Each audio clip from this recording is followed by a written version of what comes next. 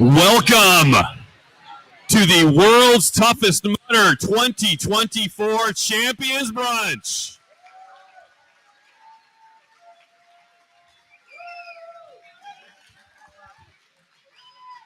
Right on time. My name is Will Hicks. This is my co-host, Fran Curando. We are from the OCR Report, and we are so excited to bring you the World's Toughest Mudder 2024 Champions Brunch. Give yourselves a hand.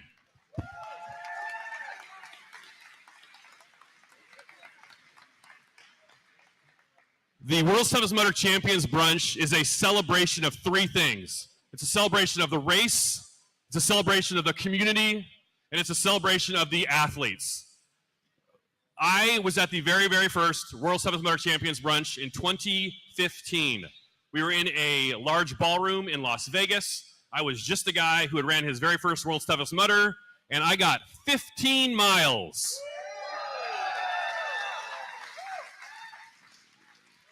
I don't know how to explain it, but that clapping was very sarcastic. I love you too. I cannot explain how much the World's Toughest Mudder and Tough Mudder community means to me. It is a literal part of my life, that is inseparable from who I am as a person. And so to be able to be up here and to celebrate this with you is an honor beyond description. So thank you, and let's celebrate the race.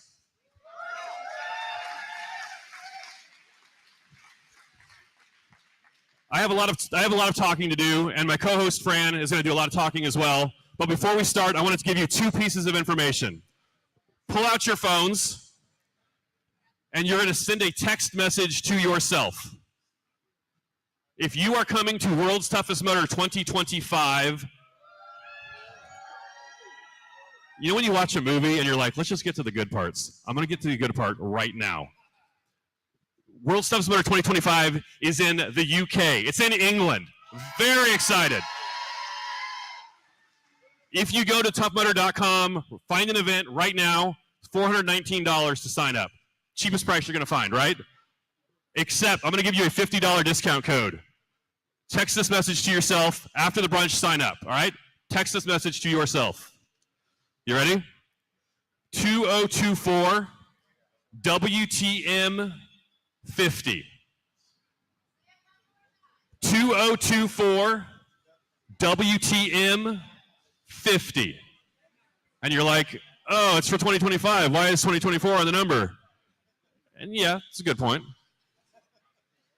Second thing, so that's your discount. That'll save you $50. You can get to World's Toughest Mudder 2025 for less than $400 if you sign up today. Toughmudder.com, find an event, World's Toughest Mudder 2025. And if you didn't get it, ask the guy next to you. He already texted it to himself. Second thing, this brunch right now is being streamed online. YouTube.com/the OCR Report. If you're going to be up here on stage, if you want to tell your friends and your family to watch you, send a text to them. YouTube.com/the OCR Report. They can watch the slides, they can watch the ceremony, and they can watch you if you're coming up on stage as one of the age group or overall or team champions. So we'd love to have you do that as well. YouTube.com/the OCR Report. Frank Curando, tell us some stats. All right, so this was a huge World's Toughest Mudder this year. We had a ton of records broken. Firstly, maybe not records, but these are some numbers. We had 5,946 laps run by you guys here in this room.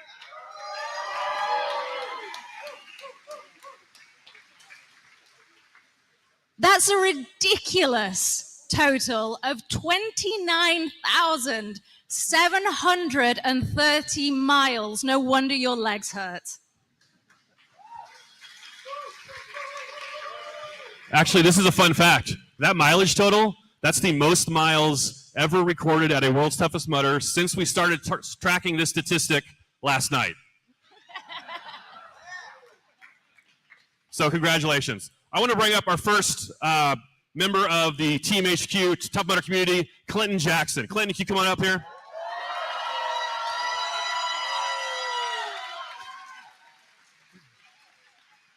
Clinton is one of the funniest people I know. You see him all the time at electroshock therapy. There's a power in laughter.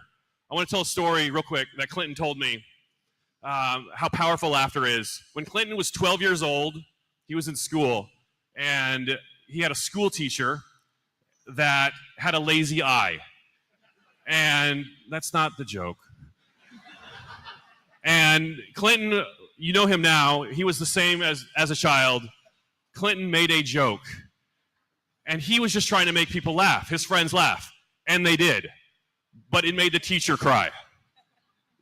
He said that her husband left her because she was seeing someone on the side.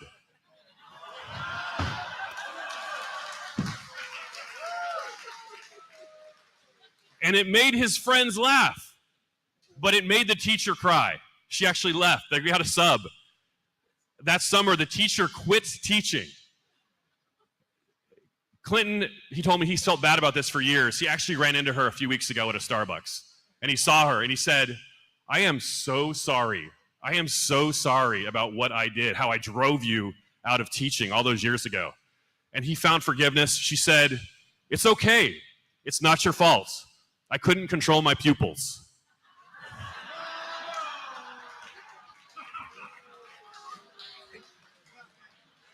Clinton Jackson, can you talk to the community?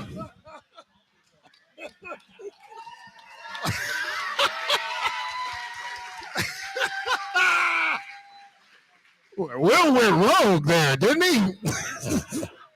I didn't. You're good, Will. You're the king of dad jokes, buddy. The new king. Oh, man. You guys. Wow. What? First of all, what an amazing weekend, huh? Was this something? Was this something? Hi, Miles. Hi, Smiles. So thank you guys again for not just this weekend, but for personally, for me, for being a huge part of my life. This is work. We come here, we work, but it's more than that. It's a meaningful thing to be a part of a meaningful thing that means so much to so many people. And I count myself fortunate every time. There is never a time when I'm not out there with you that I wish I was somewhere else, because it's the best place to be. And that's because of you guys and the people in this room and the spirit that you foster that carries on to anybody who comes out and joins us as a new person. You welcome them, you bring them in, you take care of them, you take care of each other. So I know that I'm a part of something special. And if there's any little thing that I can ever do, I love being able to do that. So thank you guys. I just want to thank you. I love you, Greg. Thank you. Man, it's so hard. I am glad that you all know what we have in Tough Mudder, because that means I don't have to try to put it into words, because there's just no doing that. But I want to call you to just reflect on it and appreciate it and nurture it and care for it for however long it goes. And like Sean says, out back in the world, there's a lot that it still can do for everybody. So thank you guys for that. And thank you for, again, how you take care of each other. Thank you for what you bring back to your families, because like Sean said, it brings it to the world. So thank you guys. Thank you for this wonderful event. And lastly, I just want to say this about as far as this event itself. Thank you for letting me look into your eyes and see the best that we have to offer. To watch you break down, to watch you cry, to watch you rebuild, to hold you in my arms, to feel your heart next to mine and say that, man, these people are really giving everything they got. And it's my privilege. And thank you. And I hope that whatever you set out to get, you got, and if you didn't, I hope you don't just think about the journey you wanted, but look at the journey you got, because you did a lot that you don't even realize yet. That's what I was telling Nick. I was like, you look back, right, and you think about what actually happened, even beyond what you wanted to happen. Think about the people you affected, the people you made better, the people you encouraged, the people you uplifted, all right, and own that, because that really is, apart from what you wanted, that is the best of it, okay? So take that, all right, y'all? Thanks, Lynn. Clinton's going to stand up here and congratulate some of our athletes as they come up. So the first athletes that we are going to celebrate will be the age group winners. If I could please welcome onto the stage the women's winners in 18 to 24. In first place, Ellie Laird.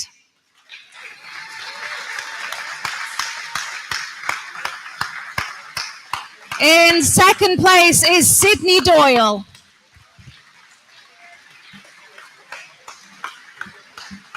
And third place is Catherine Reynolds.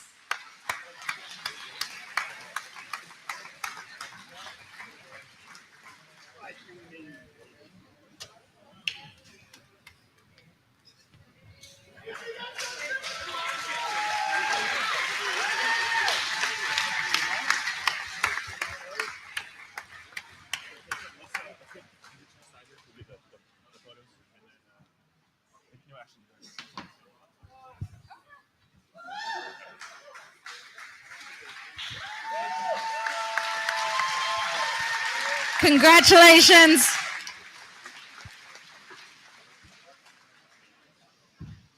The men's 18 to 24 in first place, Zachary Obrey. In second place is Baxter Hummel. And third place, Brandon Wojrowski.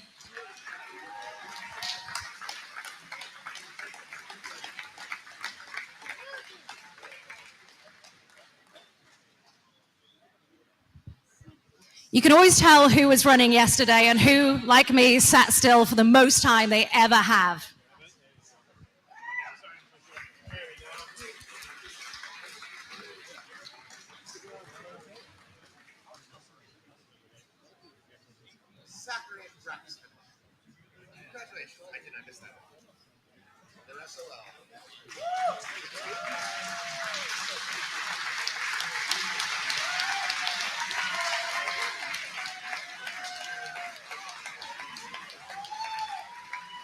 Congratulations, guys.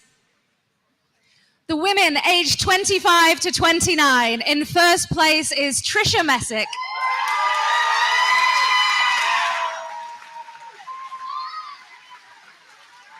Second place, Sheridan Santiga.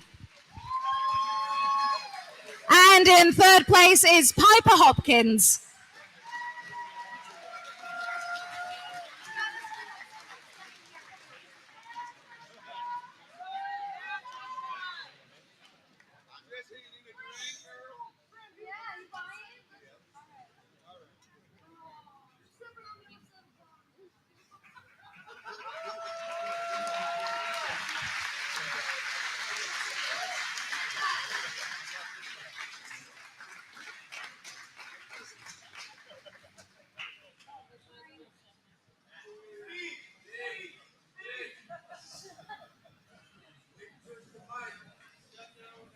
Men's aged 25 to 29.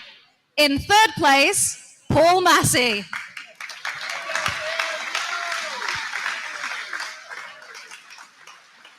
Second place is Tyler Mosesian.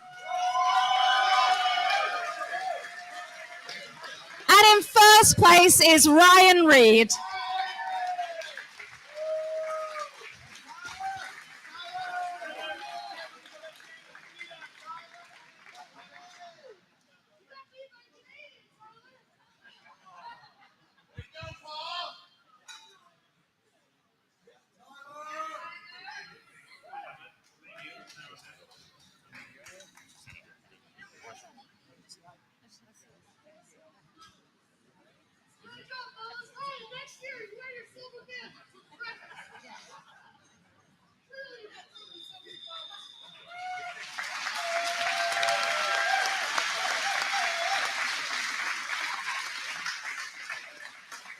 Congratulations, guys.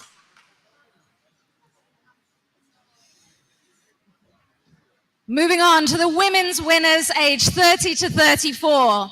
In third place, Lisa Warosnowski.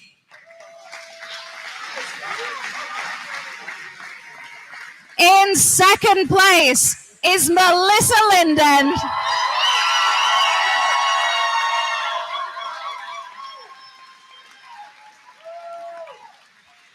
And in first place is Nicole Kocher.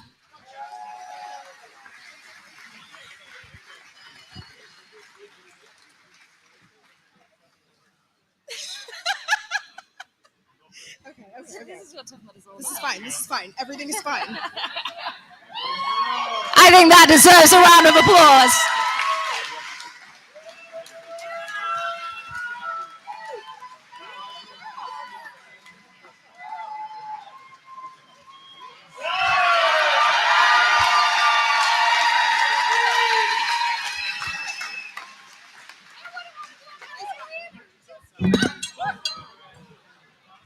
Impressive.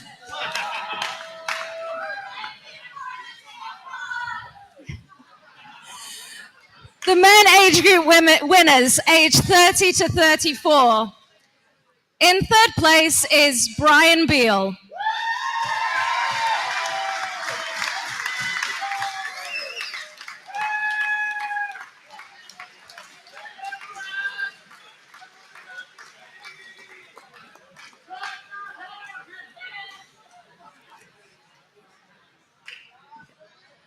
And you may notice there is no second place, and this is for a very special reason. If you were watching the race or the live stream, you may have noticed that when these guys finished, one of them seemed to finish like 2 seconds ahead. And we thought, oh my gosh, he's overtaken in the last moment. This is insane. He's going to go crazy. They'd actually planned to cross the finish line absolutely together. They ran the race together and they wanted to finish together. And so they are taking the first place together. Congratulations, Hunter Holbrook and Andrew Robinson.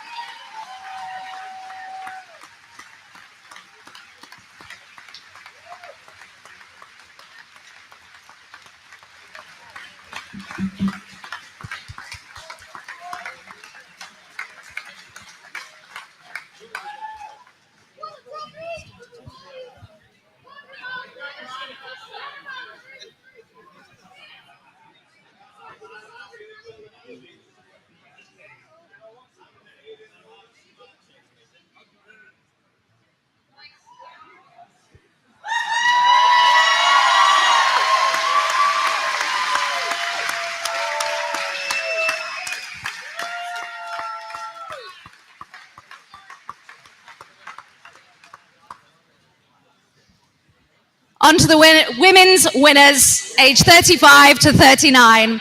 In third place is Mindy Archer.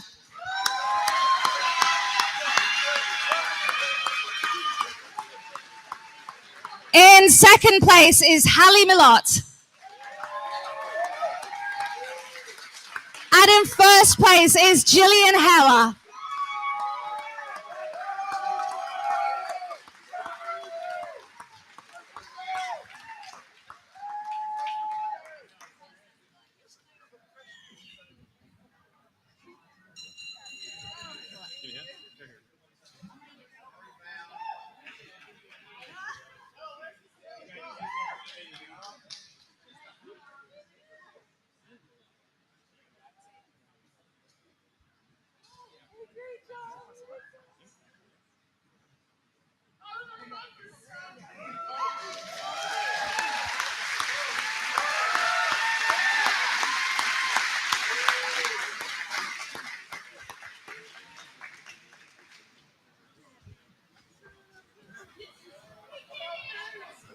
Just ask me to let you know that Sean is here. Oh, he is there? Yeah. Men's winners, age 35 to 39. In third place is Jeff Lippert. Second place is Scotty Campbell. And in first place is Grant Thompson.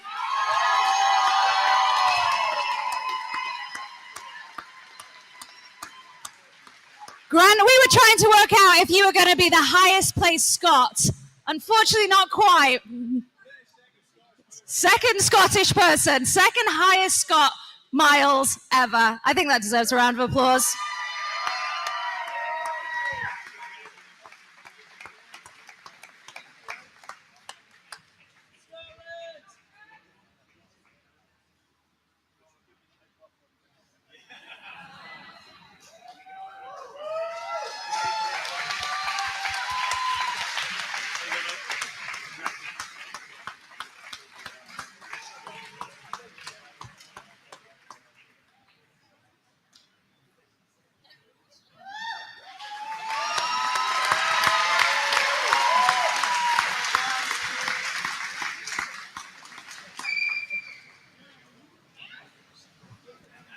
Women age 40 to 44.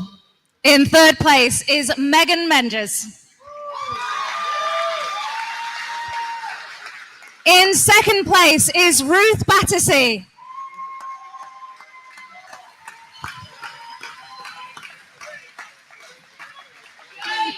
And in first place is Jackie Naylor.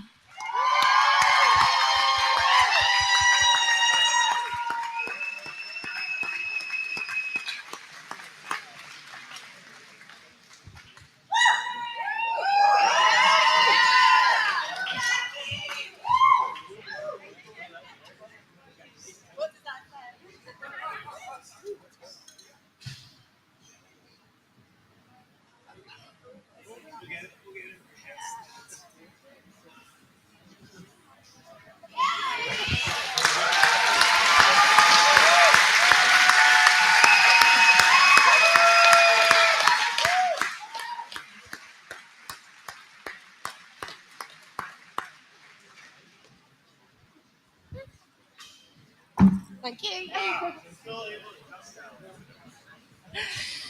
Men's winners, age 40 to 44. In third place is Joe Zack. In second place is Spencer Ladow. And in first place is Matthew Mullins.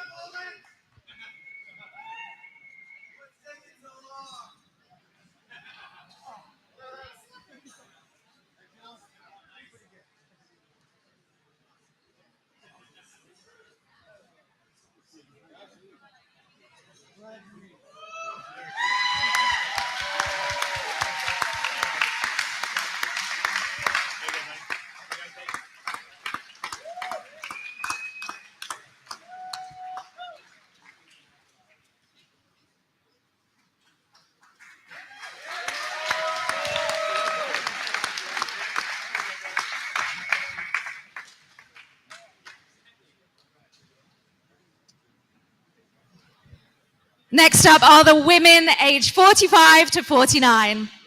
In third place is Elise Vaughan.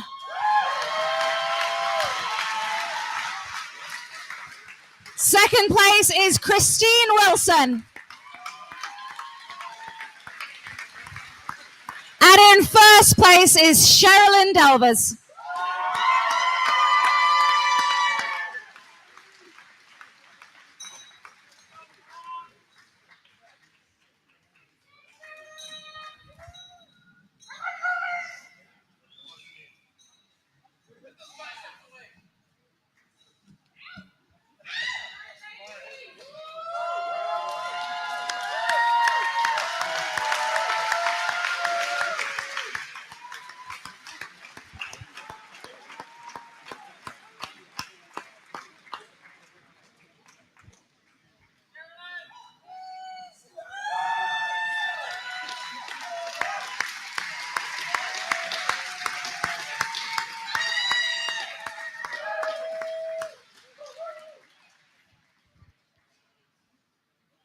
Congratulations. Who needs help?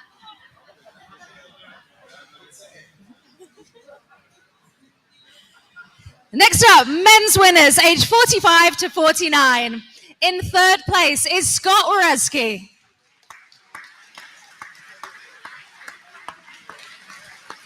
In second place is John Fagan.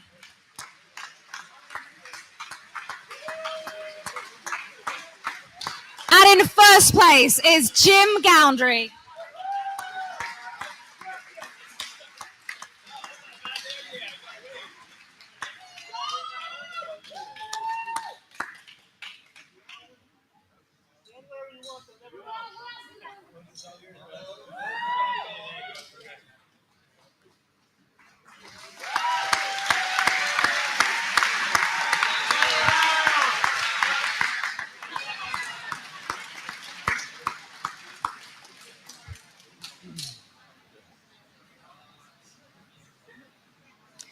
Next up, we have women aged 50 to 54.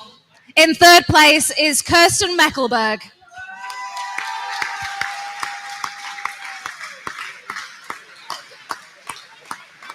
In second place is Elizabeth Lukanchik.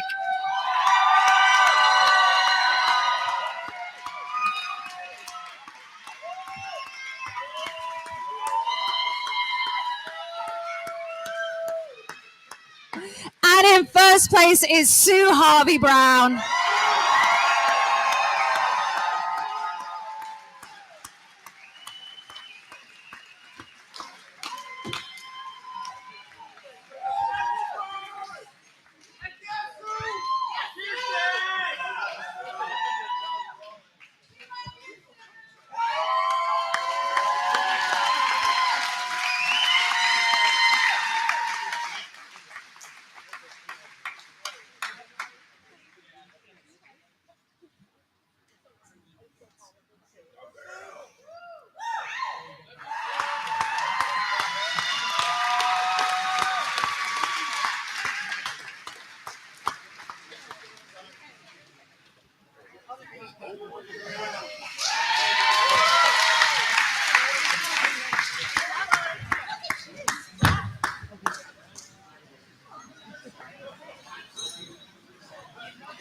Men aged 50 to 54. In third place is Victor Beal.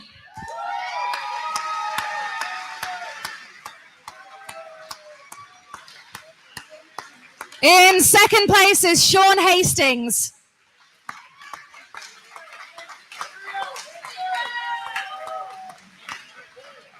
And in first place is Fred Clark Louie.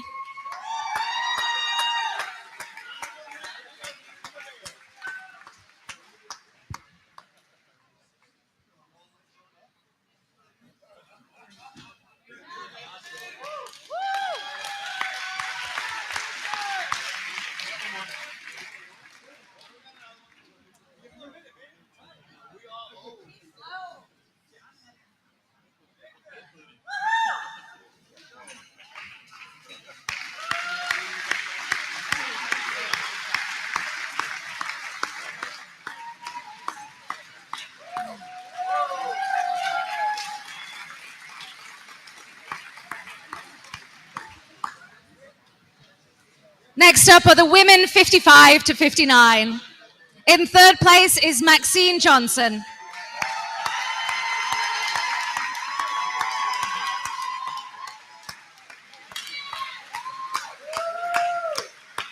In second is Laura Deerberger.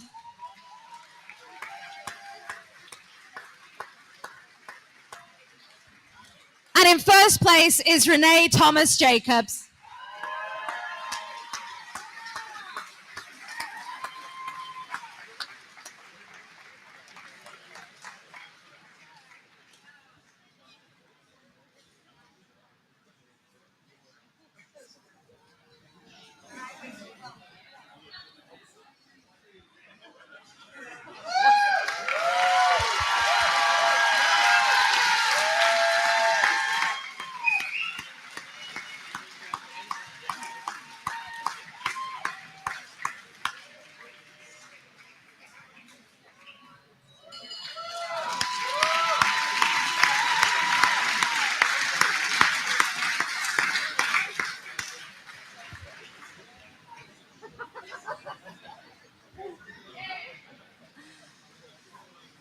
Coming up next, men aged 55 to 59. In third place is Joe Perry.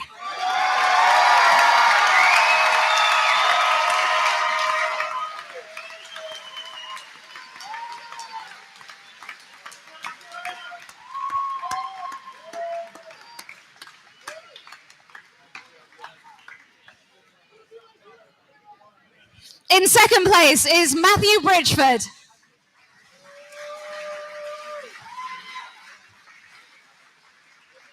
And in first place is John Castle.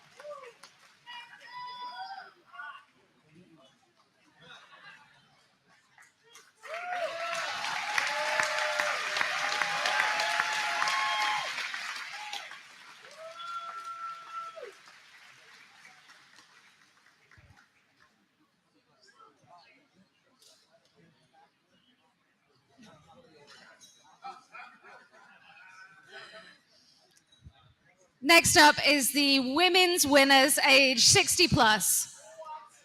In first place is Deborah Arson.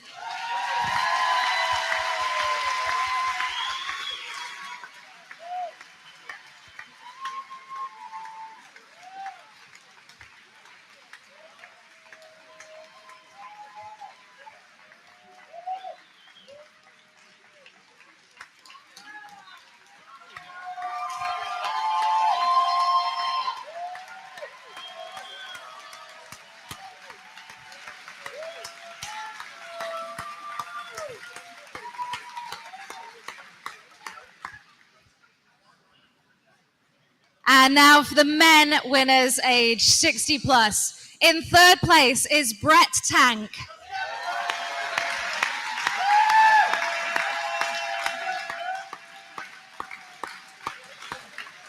In second place is James Brown.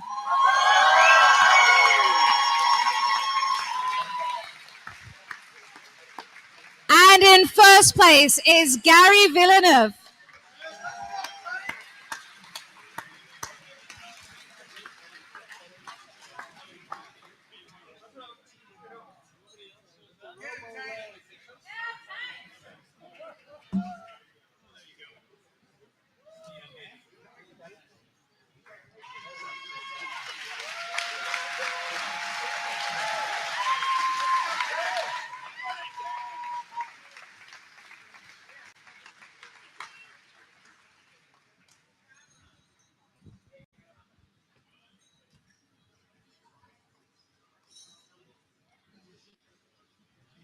Let's have one more hand for all of our age group champions.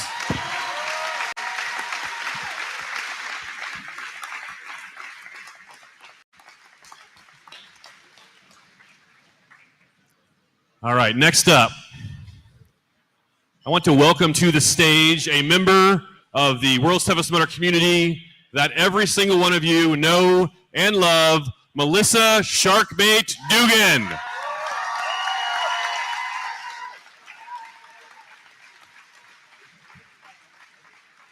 Melissa gives more of her time and energy into the community than anyone I know.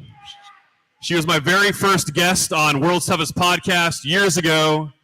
And when I finished, when you finish a race and you see Melissa there, you know you're going to be welcomed with love. I am thrilled to introduce Melissa Dugan. Thank you, Elle. Just want to make sure I have last year's winners up here with me to present our winners. I just want to take a quick opportunity to thank the volunteers, your pit crew, headquarters, everyone that just made this event absolutely amazing. Thank you all so much. Pit crew, my little sister, thank you for following me around the world next year.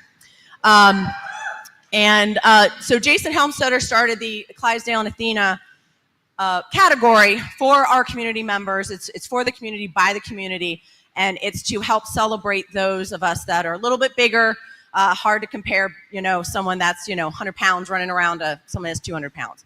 So we love to celebrate them separately, and we want to start off, well, at Clydesdale's, the minimum weight requirement is 215 pounds, and the Athena's is 160 pounds. Or excuse me, 150 pounds. So we're starting off with our Athena Winners. And our third place is my teammate, Becca. Come on up, girl.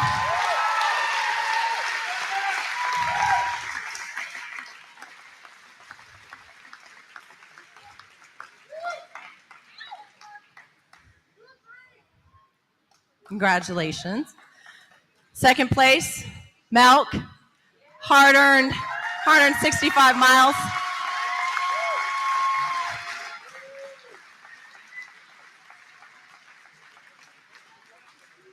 All three of our winners all completed 65 miles. Great accomplishment for these women.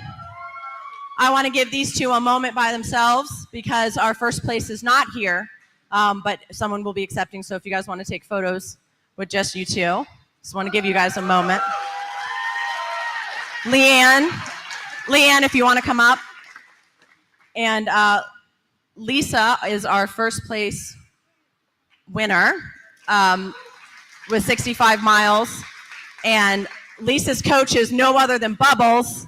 And we have given him this amazing opportunity to accept it on her behalf. He's going to put it in the gym and make sure that she continues to work out every single day.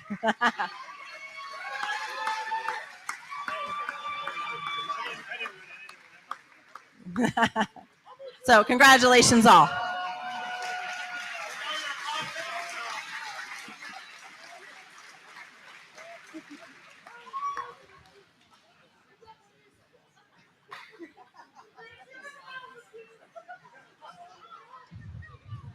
Mark, are you nearby? There he is. Come on up, Mark. Come on. So our Clydesdale's winners, starting off with third place, Adam Kuzkos. 65 miles from this gentleman. Fantastic job. Second place, I'm not as good as you with the last name, so George. I don't know if we have George here tonight, but congratulations to you today. Congratulations.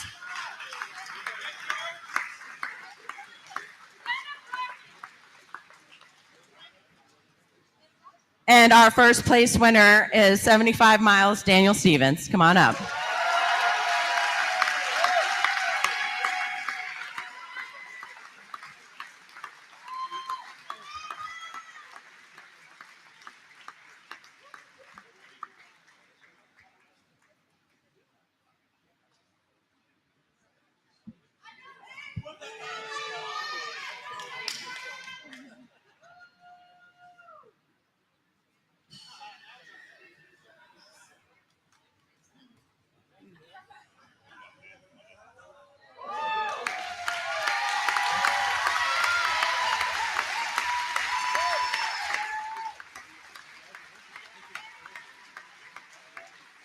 See you guys next year, a few months, right?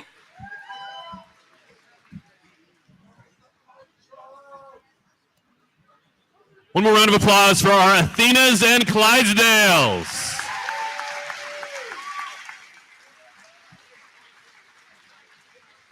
Well done. Well done. Next, I want to welcome up another Tough Mudder MC, Tommy Gimler. Tommy, come on up. Tommy was one of the MCs overnight. Tommy was on the microphone at 4 p.m. when Night Ops started. And everyone thought, man, Night Ops is kind of early. Why do I have to put on my headlamp right now? Tommy was very clear that you had to put on your headlamp at 4 o'clock. And as soon as his wife showed up at the venue, you also had to put your shirt back on. So, Tommy Gimler. Thank you, brother. You hand me a microphone that doesn't work? No, there we go. All right, here we go. I've just got to stand right here. Big round of applause to yourselves again, ladies and gentlemen. I mean, what a powerful performance by so many. If for whatever reason you don't know who they are, Clinton, do me a favor, stand up real quick. Clinton Jackson, just in case you were in a coma 15 minutes ago. And Sean Corvelle all the way in the back over there.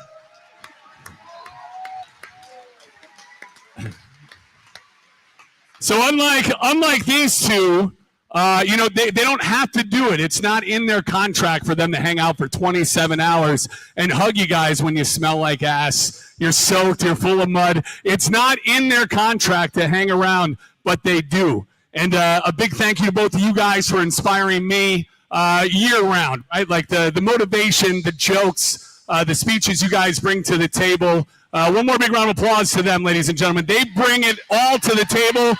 And just like you guys, they leave it all out on the course every single time they're here. So thank you for being an inspiration to me. Now, yesterday, you guys asked me to tell some stories. This is what I saw yesterday. After listening to Sean talk to you all at the starting line and saying, nobody knows what your best is except you, right? Only you are going to know what your best is. And you make sure that when you cross that finish line that you have left your best out on that course. And this is what that best looked like yesterday. I saw Elizabeth, who you just saw up here on the stage, winning her award. I saw her at a certain point saying that her body was telling her, no, I can't do it.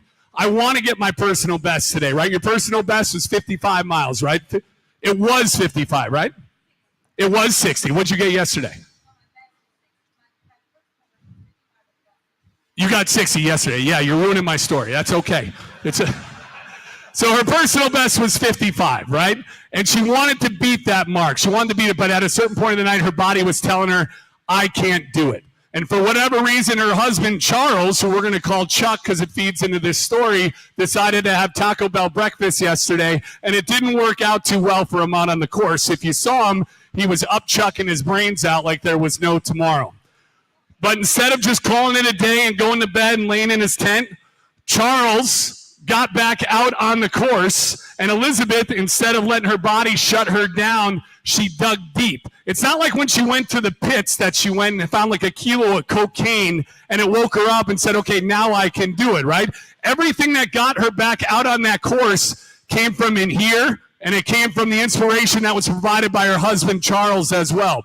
So as she's getting out to that back out on the course, she's hitting like that 40-mile mark, 45, 50. Chuck, even though he's just ralphing his brains out, says, honey, I'm going to join you. I'm going to go out there. I'm going to run with you. And what was it? Every 2 obstacles, this poor dude's puking his brains out everywhere he goes. But then all of a sudden he crosses 25 miles, 30 miles, 35 miles.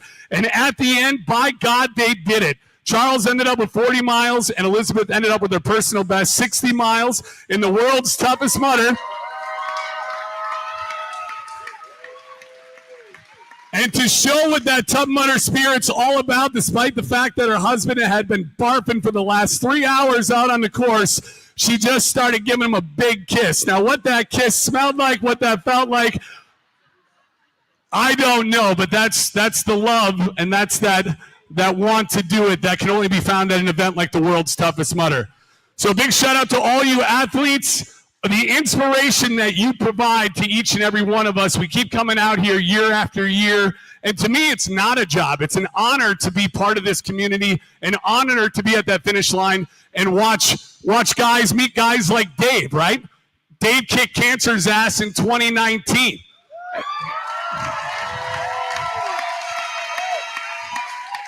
And normally what you do in Wisconsin when you beat cancer is you just go hang out in casinos and play bingo and say, I'm the luckiest guy on the planet. It's got to keep rolling, right? But not Dave.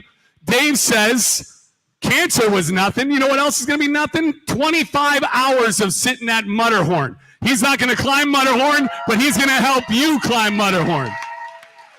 So he allows you to use his body for 25 hours. And I know cancer was a bitch, right? Cancer was a bitch.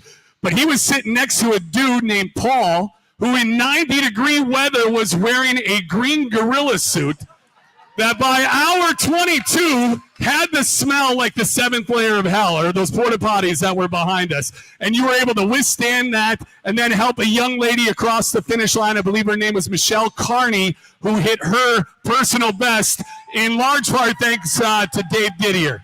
So a big thank you to our volunteers like Dave, and a big thank you to each and every one of you out there. Thank you for making me part of your community.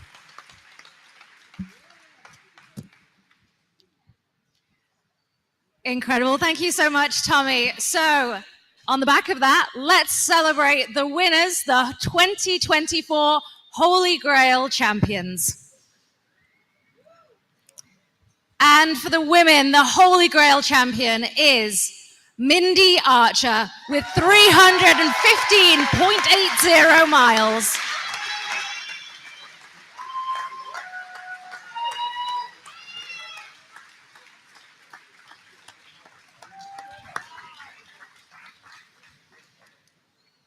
And for the men, Gary Andrews with 313.25 miles.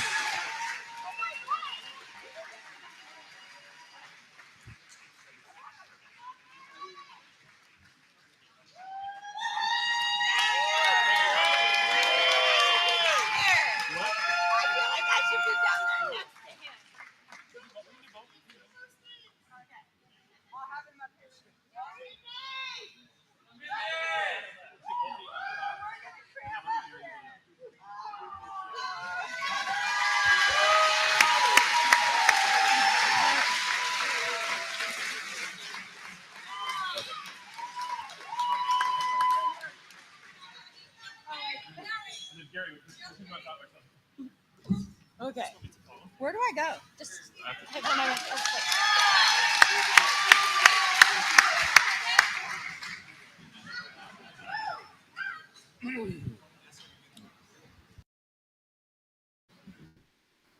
It's on. One more hand for our Holy Grail champions.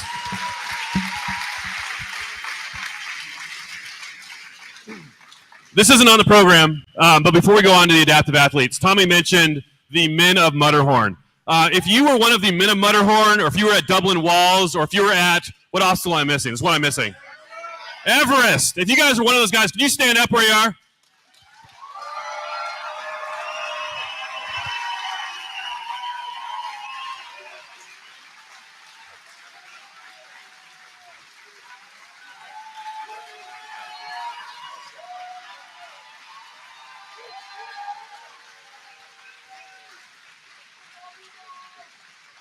And if you ran World's Toughest Mudder yesterday and one of those guys helped you over an obstacle, will you stand up real quick? Let's give him one more hand.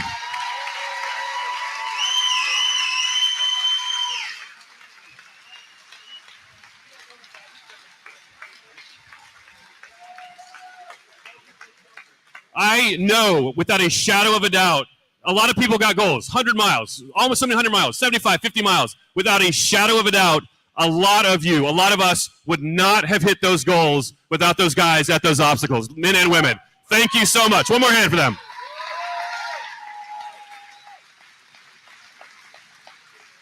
Okay, one more thing and then we'll move on. They pay for their ticket just like you do. They donate their time. They bought a plane ticket, $500 for the race ticket. It's not like they're donating their time. They're donating their shoulders, their thighs. If you get a chance, talk to one of them. Say, hey, can I see your shoulder? I promise you it looks like hamburger. Anyway, thank you guys very much. One more time.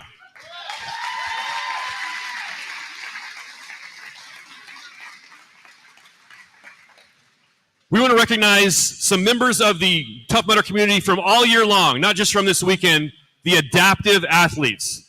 For this category, I'm going to call up Charles Tank Lysenik, Dan McDonald, and Blind Pete. Come on up, guys.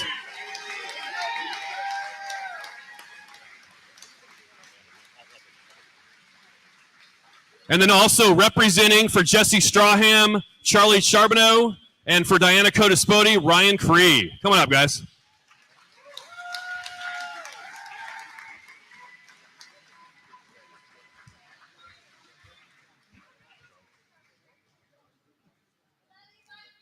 You guys have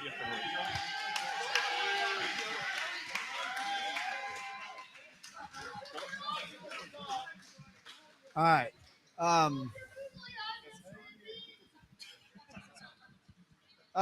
We came up with the awards for more award for lifetime for some of these adaptive athletes that go out there and they push through everything.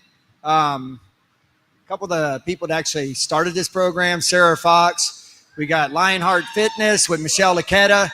And a bunch of y'all in the community donated last year for me to get 2 wheelchairs. Actually helped 7 new ones this year. I want to thank every one of y'all for that. Joey with More Hearts and Scars, they inspired me to keep going. Sarah Fox, again, with all the stuff that she's done to get this going, and Jesse Michelle, and every other adaptive athlete that's been out there and being them made me go further. Thank you. I'm going to let Joey with More Hearts and Scars talk now. Well, this guy over here to my left, he had no idea what we were doing this weekend. I just told him that we were going to come here and he was going to get to volunteer during the race, and then he was going to get to volunteer at the brunch. That was the only way I could get him here, because if I had told him that we were going to go back and retro reward him for his accomplishments in the past, he wouldn't have done it, because he just does not like to be the center of attention. But we are going to make him, just for a little bit, because we're going to present him with one award, and then I'm going to give him these 2 bibs, because in 2016, he did 35 miles, and in 2018, he did 45 miles.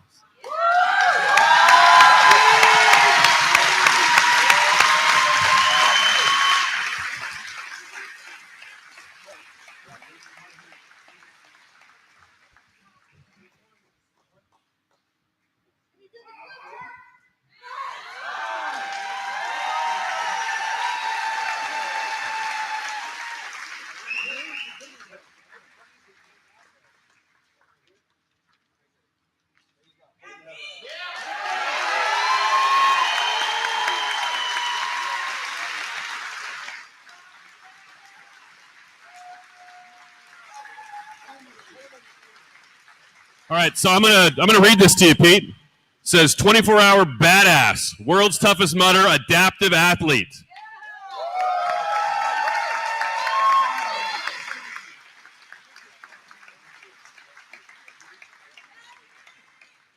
All right, one more time for our adaptive athletes.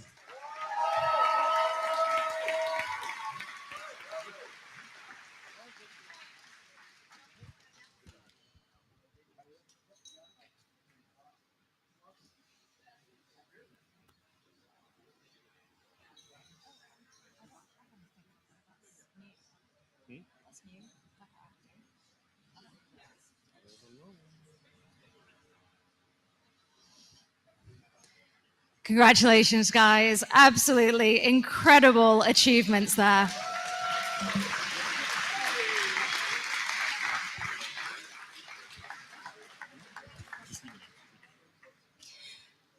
Next, we're moving on to our community awards.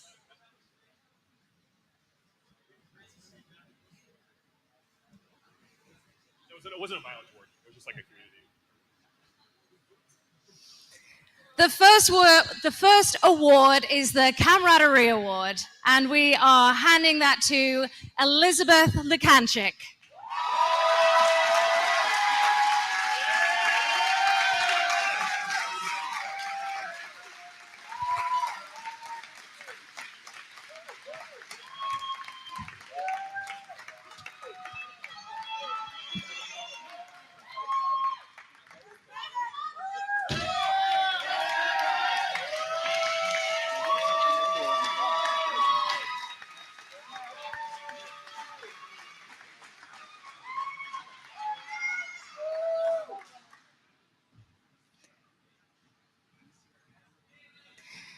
Next up is the Accomplishment Award, and that goes to James Gilliard.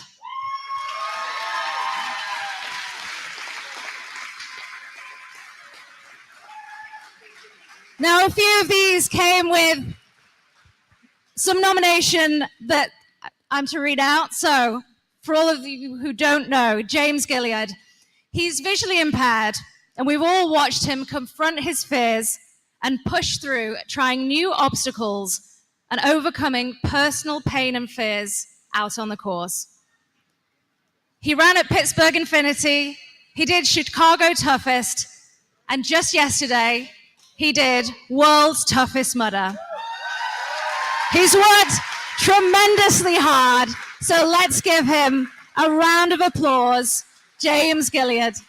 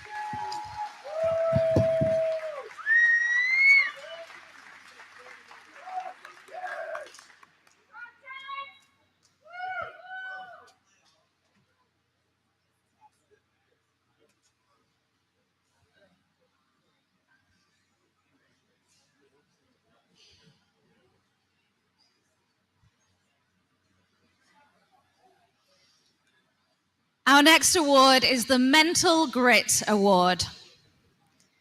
And this goes to B. Woods.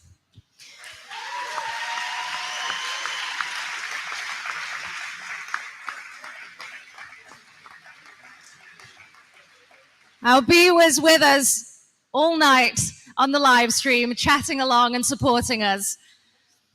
And despite having a series of conditions and disabilities, such as Tourette's, autism, ADHD, and being a permanent chair user, B refuses to allow labels to stop her.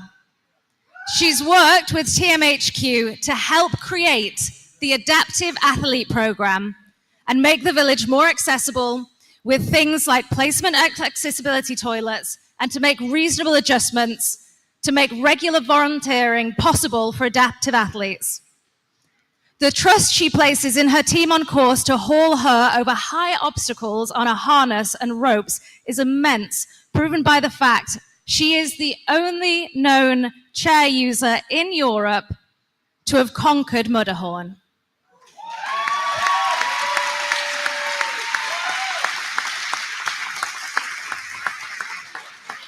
She's a true example of how to succeed in the face of adversity.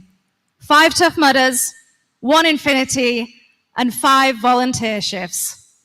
All of this, she's not only in a wheelchair, but neurodiverse and suffers with mental health problems. Congratulations, B. Woods.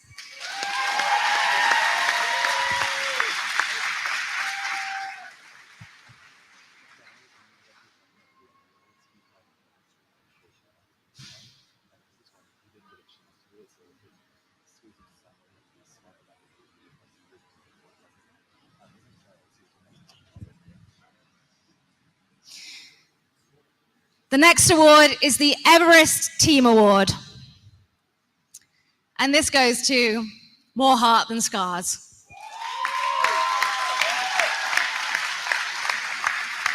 More Heart Than Scars is a 501c3 nonprofit. They help anyone with any type of visible or invisible scars accomplish things that they never thought was possible.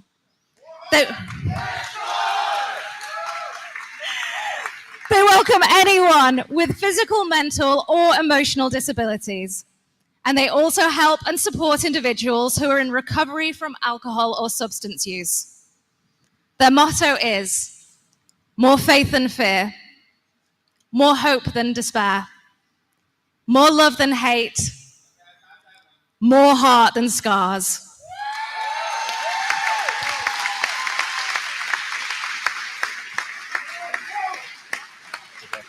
Gotta bring charge.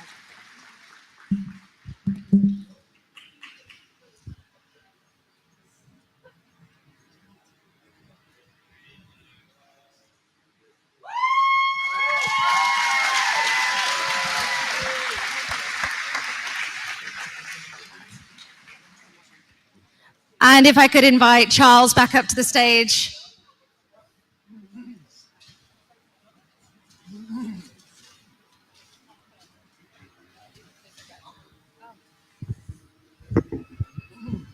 This is a little added bonus for somebody that's been helping us so much in this program to keep it going with Spartan as well as Tough Mudder. I want to bring Dan McDonald up here.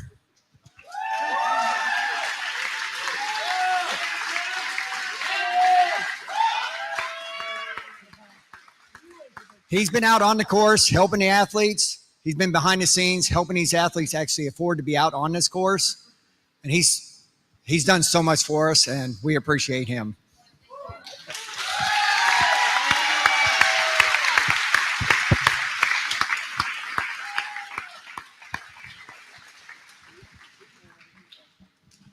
One more time for our Community Award winners.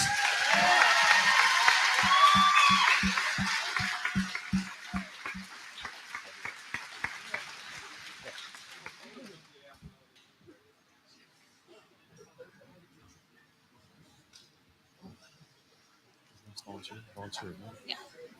Do you want me to do it?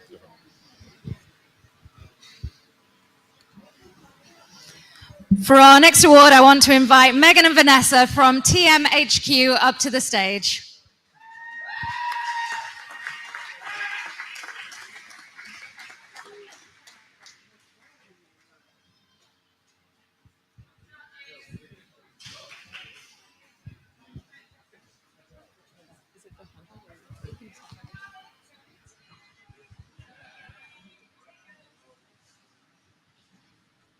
All right, so this year, the 2020-24 Volunteer of the Year Award, we'd like to award to Andrew Ryan.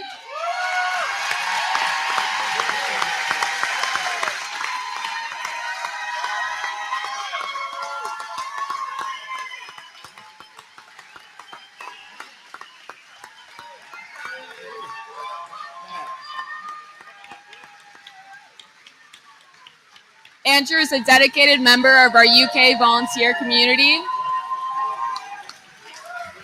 He goes above and beyond at every event.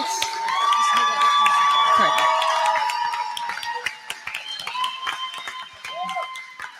All right, so we appreciate everything Andrew has done to the Tough Mudder UK community. He comes out every event, always going above and beyond for the volunteer community. So we want to thank him for everything he's done this year.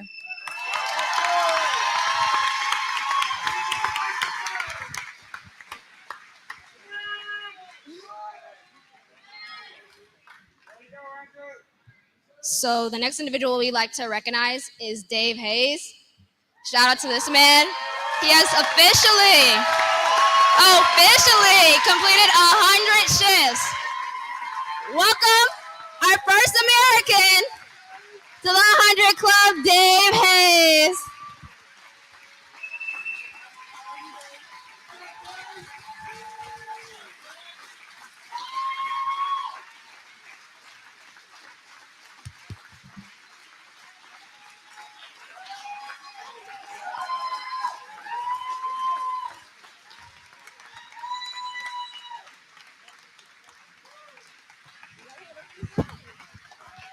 Thank you, Dave, for all the work you do for everyone in the community.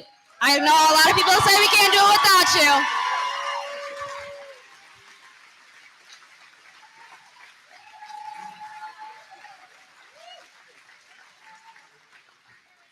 Thank you, Dave.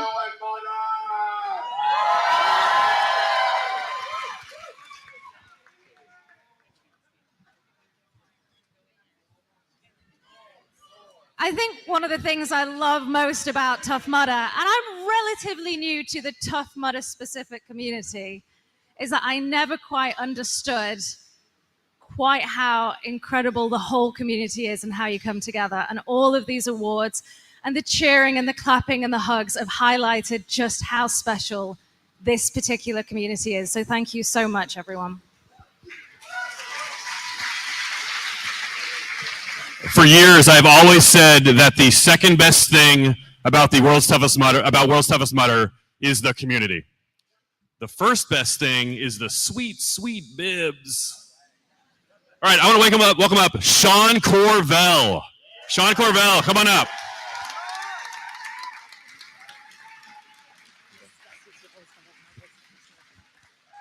Sean is probably the one person that does not need an introduction here at Tough Mudder or World's Toughest Mudder. I remember, I heard him say this overnight, I think, but I remember him saying at the start line of my very first World's Toughest Mudder that you don't finish at the finish line. You finish out there, and then you make it to the finish line. And I think about that every time I'm at World's Toughest Mudder. It's my honor to welcome Sean Corvelle.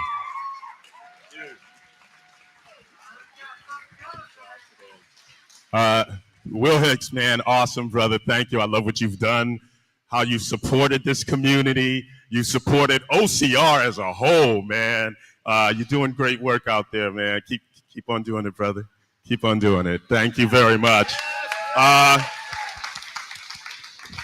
Everett, yeah, you. Awesome job. Please give that man an applause right there. Thank you so much, man. You know, Clinton and I have been to them practically all. This was, if not the best, none was better. Thank you, Evan. Thank you. And also to the crew, our Tough Mudder, I'll say it /Spartan crew. If you don't know them, get to know them, y'all. They are awesome people. And when I talk to them, they get it.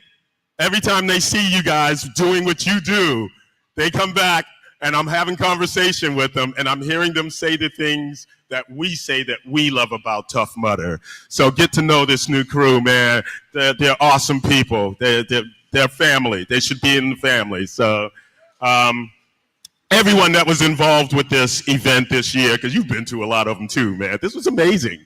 It had that pure feeling of, you know me, I push the community. It had the pure feeling of that community. To see you guys supporting each other like you do out there, to see you reaching the goals. There was a young lady I was talking to whose ankle, she thought it might have been broken even, and she was doing that talk that we all do where you're kind of talking yourself out of it. And I said, yeah, well, you don't want to injure yourself, you know, but you also don't want to talk yourself out of it. Then all of a sudden I saw her do 2 more laps. Yes. I don't know her name. If she's here today, you inspire the hell out of me. Yes. Is it? Yeah. But most of all, guys, again, this community is forever, no matter what. You send a ripple through the world. You make this world better. Remember that, feel that, get this feeling in everything you do moving forward. All right, man. Sean Corvelle, everyone. Can I say one more thing real quick? Hey, Jay, thanks for the mug, man. Yeah. Yeah, because I got stuff in it, man. But don't worry, I'm driving it. Just water. Just water. Thanks, Jay. I also want to bring back up Clinton Jackson and Tommy Gimler. We are about to do our elite podiums. Tommy and Clinton, come up to the stage.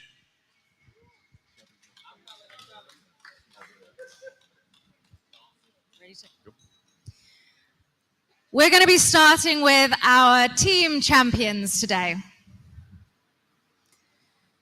In 3rd place were the Iowa Hot Guys with 100 miles.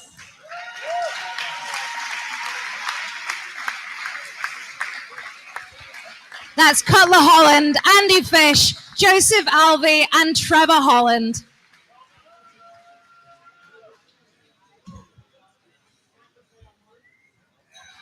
Now, I was told that thanks to my accent, I completely butchered their joke, and it's meant to be something along the lines of the Iowa Hawkeyes. But it doesn't work coming out of my mouth, so I do apologize. The 2nd place team was Ultra Cave with Damien Langlois-Verret and Sylvain Dion. They had a total of 105 miles.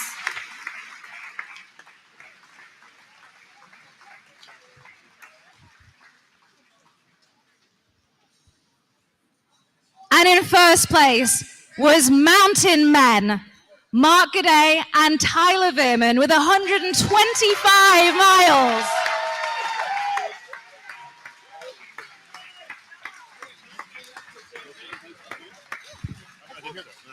Hold on. Okay.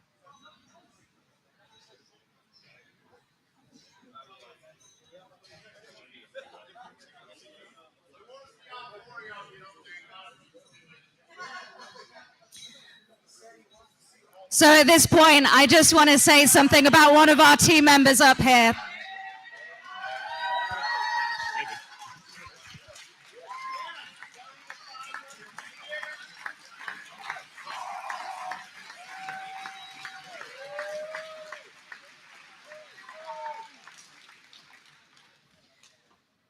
So last year, Tyler Veerman, who is in the first place team, took on the event and said he wanted to get to the dark spot and get through it. And during the night, he got to that dark spot and he wasn't able to get through it. And it was heartbreaking. And I personally, as many of you do, adore Tyler. He is a great guy. And it made me so happy this year to see him running, to see him out on course. And every time he passed, he had a smile on his face, he was waving his arms. And I thought, I don't think he particularly cares how many miles he gets. I don't think he cares if he comes in first place. What he cares about is what a good time he's having. And for me, that completely encapsulated the spirit of the event. And it filled me up so much, so thank you, Tyler.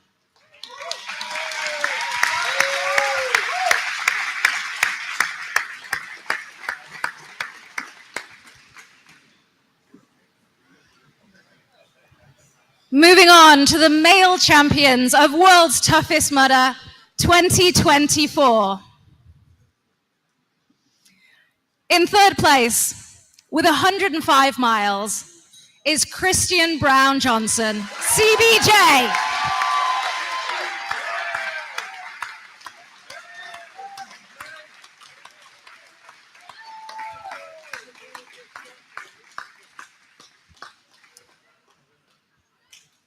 In second place, with 110 miles, is Joshua Fiore.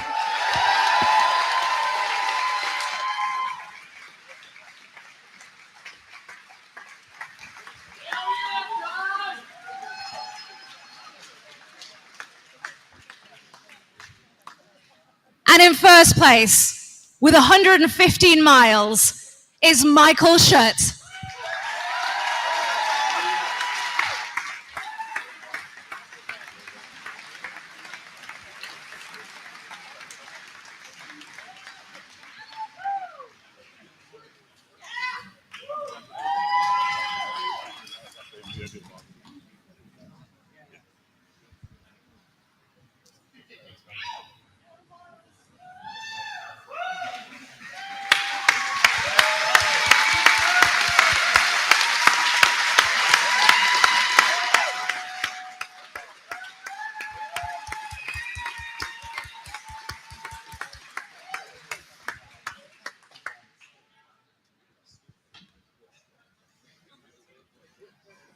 I just want to take another few moments to say something about a few of these athletes here. If you remember last year, you'll remember right at the finish line, after racing all night, after sustaining an injury on twinkle toes, Josh Fiore crossed the finish line thinking he was in third place. He had a wonderful smile on his face and he looked so happy. And then he looked ahead and saw the man he'd been battling with, Joseph Rucco, already there. And his face dropped. And he looked so sad. It was so heartbreaking. He handled it beautifully. He took a few moments. He was kind to everyone. He congratulated all the winners. And then he took this year and he worked so hard. He worked and trained, and this was his goal. This was his A race. He canceled other events to make sure he was on the top of his game here. And even when Ryan Atkins showed up, surprisingly, he still had a smile on his face and knew he was going to go out there and give it his very all. And he did. And every time, once again, he passed the booth and we called his name and he ran past like this, aside from one lap where we got slightly worried. But he kept going and he kept battling. And he took second place. And he took an incredible 110 miles. And I just want to give a congratulations to Joshua Fiore.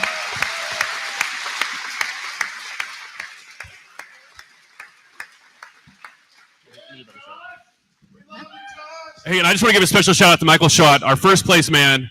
Where's Michael at?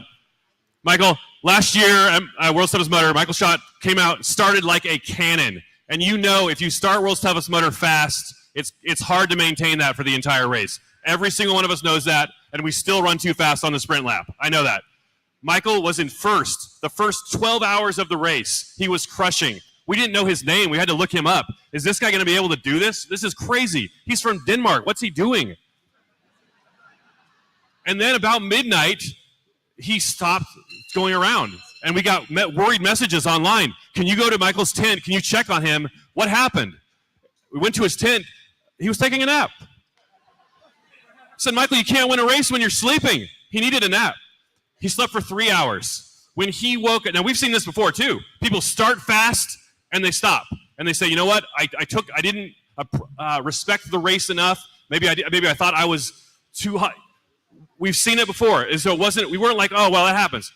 When Michael woke up, he came like a bullet from a gun. He woke up in like 9th place, kept going around and around, worked himself up into 2nd place last year. I've never seen anything like it. That was 2023. Shout out to Michael Schott.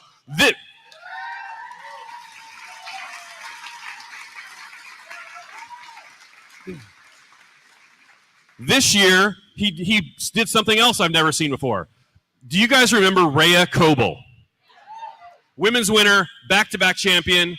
Rhea Coble did something no one's ever done before. Rhea Coble won the sprint lap, and then she just kept going and won the whole thing. Only time that's ever happened in the history of World's Toughest Mudder, man or woman. Rhea Coble, 2017. We were talking about this on the live stream. Hey, whoever wins the sprint lap, they're not going to win the whole thing. Don't worry about that. Until Michael Schott decided, I'm going to win the sprint lap and I'm going to win the whole race. Michael Schott, he led wire to wire. Never been done on the men's side. Congratulations to Michael Schott.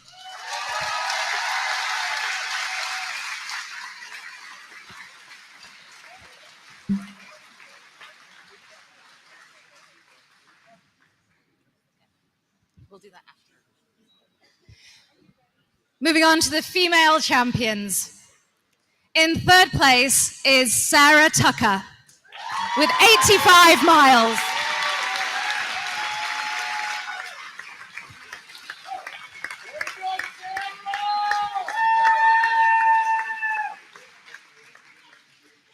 In 2nd place is Jenny Stipp with 90 miles.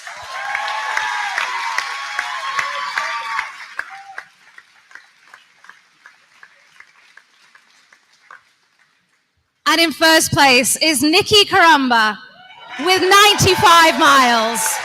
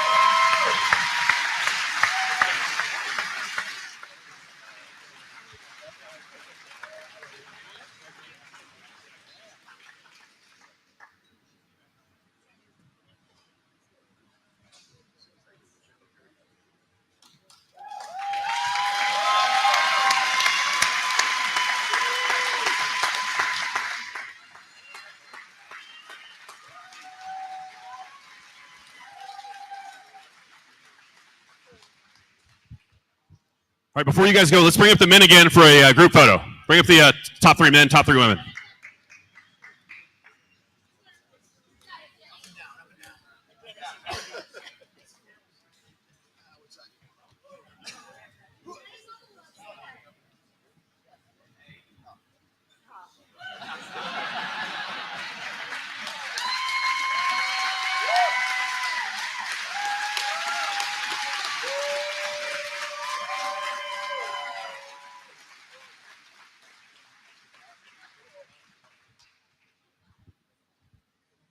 So me and Will love our stats and our little bits of information. We're always writing them down.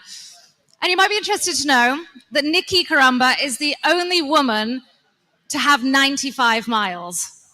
No woman has 95 miles. She is the only one. And she did that. Oh, Chris has got 100, but she doesn't have 95. And she did that whilst being a pit orphan. What is a pit orphan, Will? How many of you guys were orphans this year? How many of you guys used the orphan tent? Let me have a big round of applause for Tracy Watson.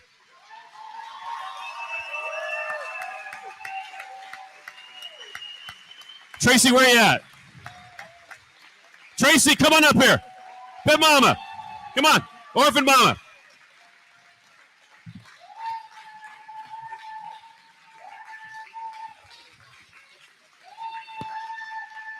So like you, I know Tracy Watson primarily as the pit mama. She is the one who makes everything happen in the orphan tent every single year. Like a lot of things, we got stairs on this side if you want. Okay. Like a lot of things, the orphan tent, community driven. It started as a community and now it's supported by Tough Mudder every year. The first time I really got to know Tracy was on a course. Do you remember this? At Toughest Mudder Whistler. She was running. She was competing. We were both out. Running, yeah. I was running, air quotes, running, alongside of Tracy. And that's when I think I first got to meet you, and I learned you kind of have a potty mouth. Anyway, it is my honor to bring up Tracy, and we want to do something here. Hi, everybody. So every year we award an orphan tent volunteer with our orphan tent flag. This is a person that we recognize has made such a huge contribution to orphan tent, has helped all of our racers. How many of you guys had some food from orphan tent at some point? Damn straight. There is a crucial woman who made it happen. Her organization skills were on a whole nother level. Can I have Yasmin to the front? Her father, Raymond, has a couple words.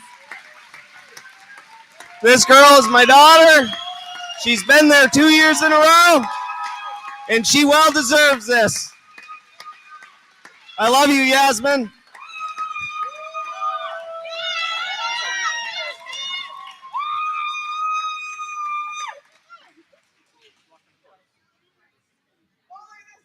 Congratulations, Yasmin.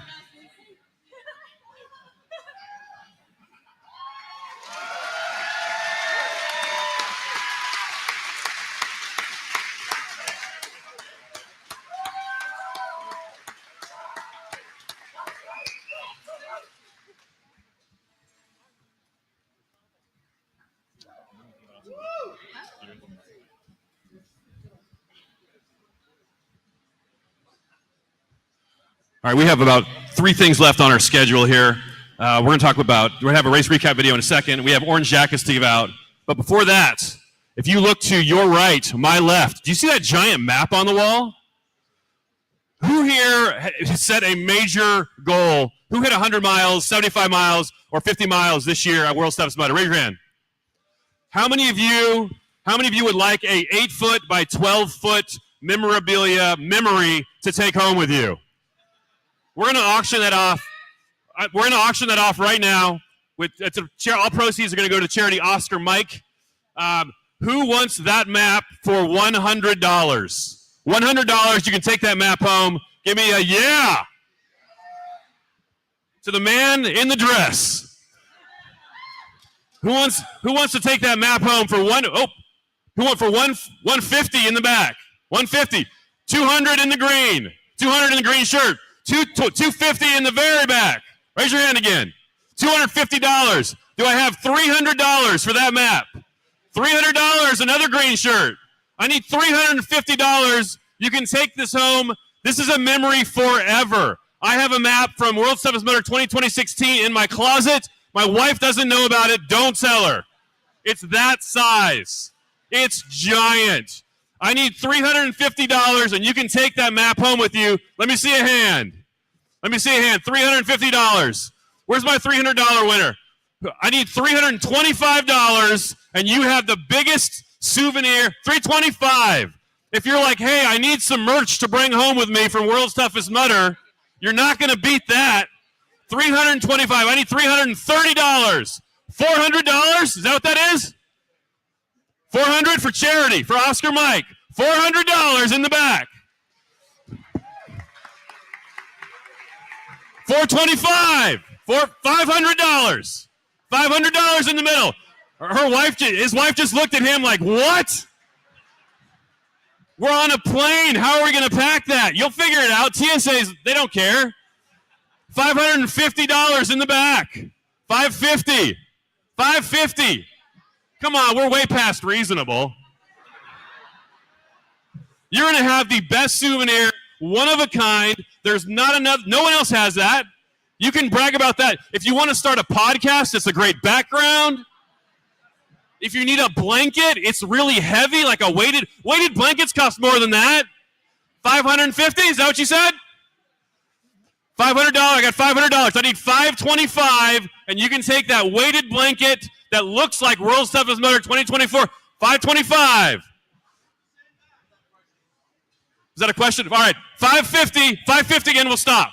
$550 and we'll stop, okay? $550, it's going to charity. It's for a good cause. You can sleep well at night under your brand new World's Toughest blanket.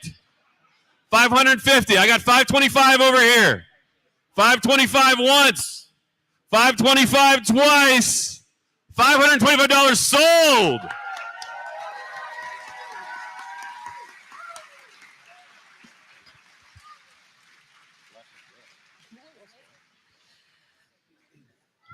Incredible. Thank you so much. As in the spirit of today, which is Veterans Day and Remembrance Day, the theme of veterans and adaptive athletes, all proceeds from that auction will be going to Oscar Mike. So thank you so much. It is time for a cherished World's Toughest Mudder ceremony, the orange jackets. Can I have all current orange jacket holders to the side of the stage, please?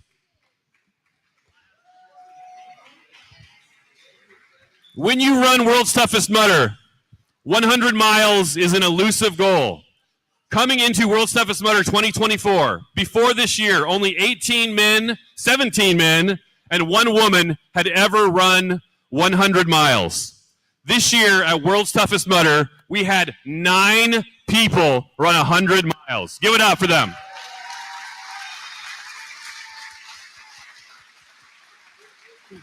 I'm going to bring up our current orange jacket holders. Our current orange jacket holders are going to welcome and to don the jackets on our new orange jacket holders. Let me introduce Joshua Fiore, Mark Gaudet, Christian Brown Johnson, DJ Fox, Tyler Veerman, Michael Schott. What? Joseph Rocco! The villain of the story, he said. The villain, the hero. All right. For our new orange jacket holder, we need to get orange jackets for our new jacket holders into the hands of our old jacket holders. Carla, can we bring up our jackets? And then Francesca Curando is going to read the names of our new orange jacket winners.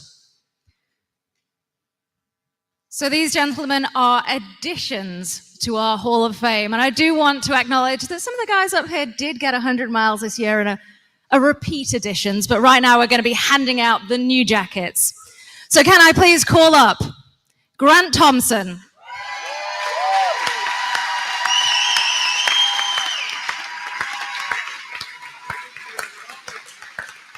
Hunter Holbrook,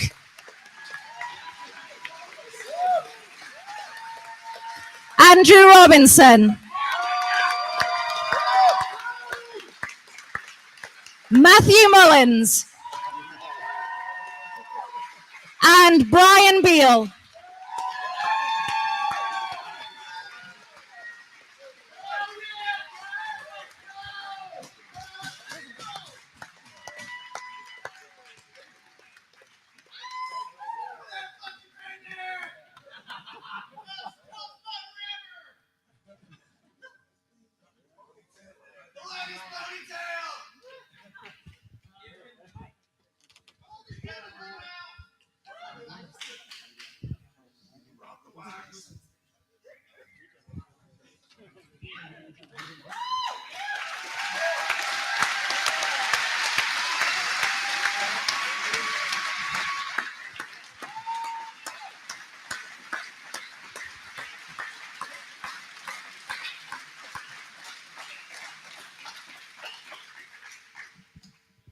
I'm pretty sure more men have walked on the moon than run 100 miles at World's Toughest Mudder. So that's a very elite fraternity. I'm making that up. Don't fact check that. All right, let's give it up one more time for our Orange Jacket winners. 100 miles at World's Toughest Mudder.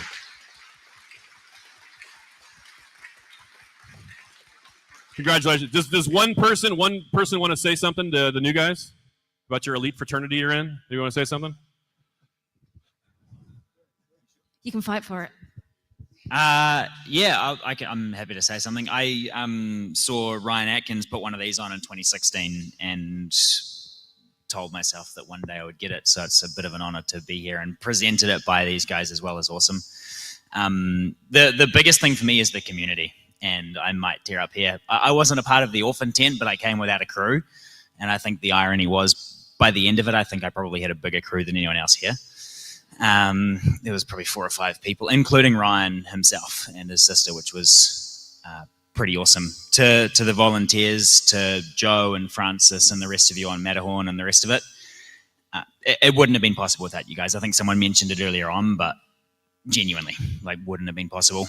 And to the team, crew, the staff, it's been an awesome event. It's been 7 years since I've been here, but it's good to be back. Thank you. Your 100-mile winners, the World's Toughest Mudder. Good job, guys. Sorry, I won't take much of your time, but I've got to get up here twice, and I've got to say, I know for 100% fact I wouldn't be wearing this. I wouldn't have got first place or even come close to it if it wasn't for my pit crew. So I want to give a shout out to my pit crew that got me through the whole thing, and I'm sure there's many other racers out there that feel the same way. So for all the pit crew, y'all 100% did it. So love y'all. I mean, everything. Roll Tide. All right, well done, guys. Well done. Your 100-milers, clap them off stage.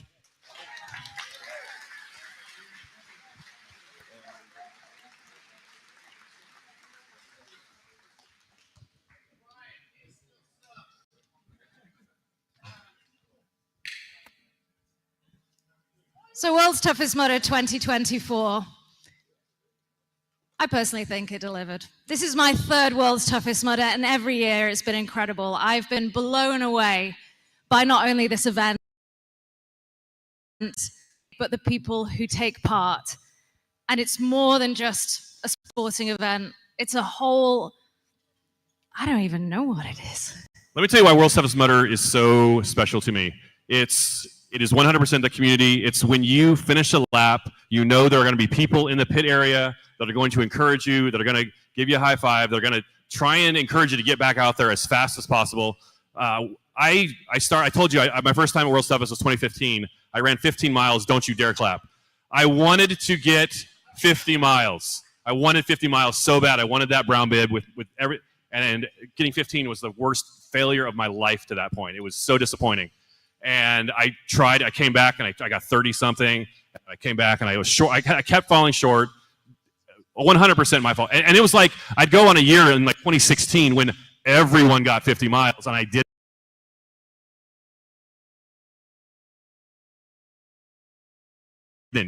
And it meant so 7 years it took me to get it. For 6 years. I got, and I remember while I was doing it, I was running from my pit out for a lap, and I was like, I got to get out there. I got to get on the course. And my headlamp broke. Like, literally, it was breaking as I was going from my pit area to the start line. And I was like, I gotta go. And a guy, he's like, hey, he saw me. He's like, you need a headlamp. Yeah.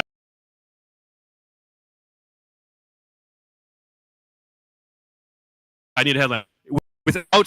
Without the members of the community, without each other, this race is nothing. This is the community is the most important part of the race. So thank you. The World's Toughest Mudder is a family. Thank you so much for coming to World's Toughest Mudder 2024.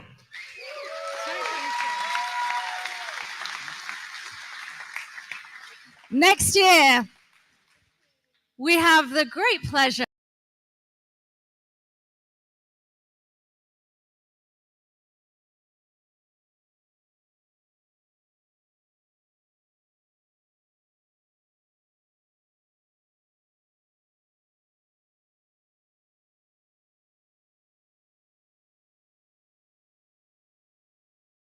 of What's wild about World's Toughest Mudder 2025? Fran is so excited about World's Toughest Mudder in England. She's been working on this English accent she's from Nebraska. She's been practicing this. She's like, I'm going to do it the whole brunch. I was like, don't do it the whole brunch. They're going to know it's fake. She is so excited. Let me tell you how excited I am. I want to watch. You guys want to watch a video? Yes. Do you want to watch a video about World's Toughest Mudder? Let's watch World's Toughest Mudder 2024. World's Toughest Mudder! Tough Mudder! Think of this as your last World's Toughest Mudder. You feel your greatness. You might not understand it, but you feel it, and that's what's brought you out here today. When you're out there and you're hurting and you feel like you got no more, you remember what we say at World's Toughest Mudder. You don't finish at the finish line. You finish out there somewhere, and you make it to the finish line. Finish line. You finish out there somewhere, and you make it to the finish line. 3. Let's go! I broke both of my feet when I was 19. I was told I'd never be able to run again. It's a privilege to be able to do this. This community is a family to me. Strangers helping strangers. This is welcome back. Main goal is 24 hours. Anything over 30 is good too. 50 miles. 75 plus miles. The goal is 24 hours.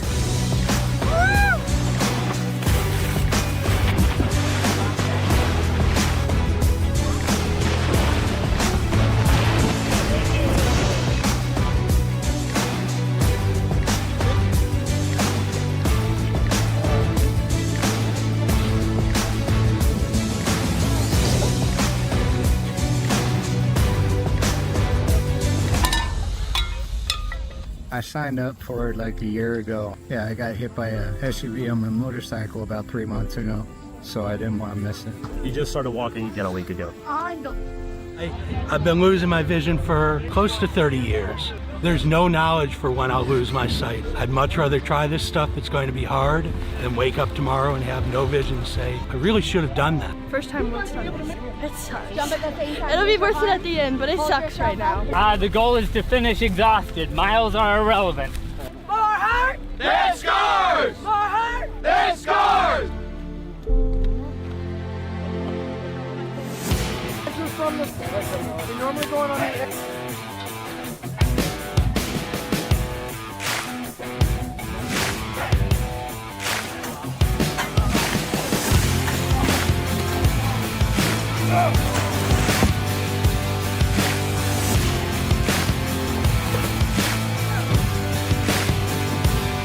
My friend wanted to do 50 miles. This is her third time doing it, and she's only gotten 35 the last 2. I said, I'll do it with you, because, you know, what are friends for? Because of him, 55. It was 50. First time ever. That's my nemesis. Oh, you feel it? Where's the other ice? This is too fucking hot. I like Tough Mudder because it's not a race, it's a challenge. And the energy and the atmosphere is that we're all on the same team.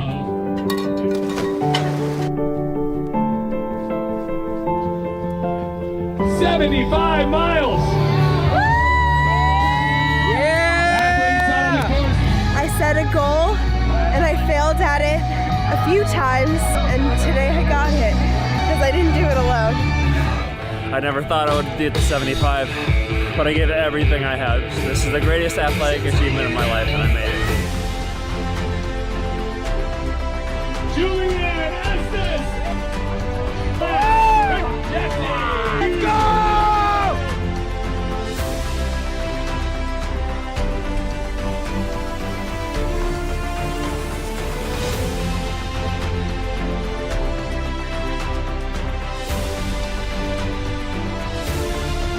What a moment!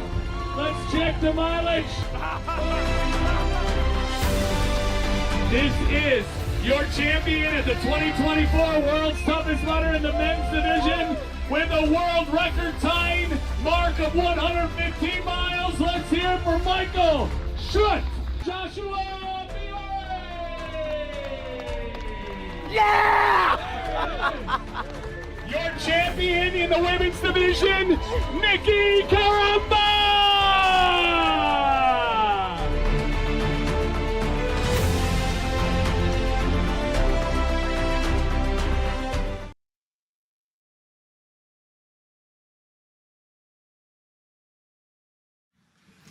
Let's give it up one more time. World's Toughest 2024.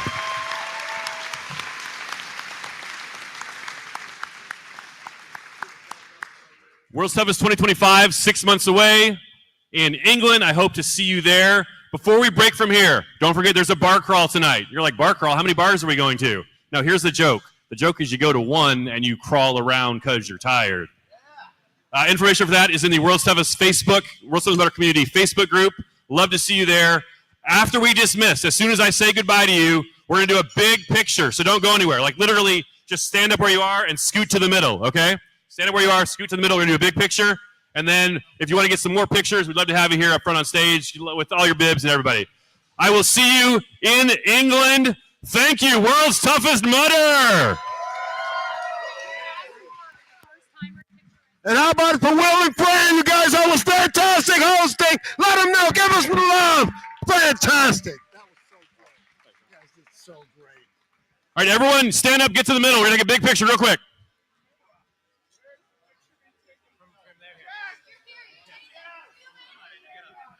After this, we're doing a first-timers photo. First-timers photo after this.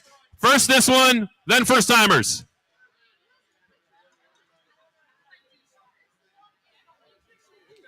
Thank you so much for watching.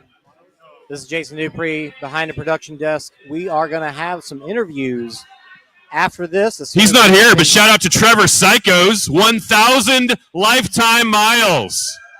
World's Toughest Mudder, 1,000 lifetime miles. All right, let's get all of our first-timers. Come to the front here. First-timers to the front. As soon as we have people organized, we're going to start getting some interviews here at the... Going to do ambassadors after that. First-timers, then ambassadors. So feel free to stick with us. Otherwise, you can go back and watch it later right here on this feed on YouTube.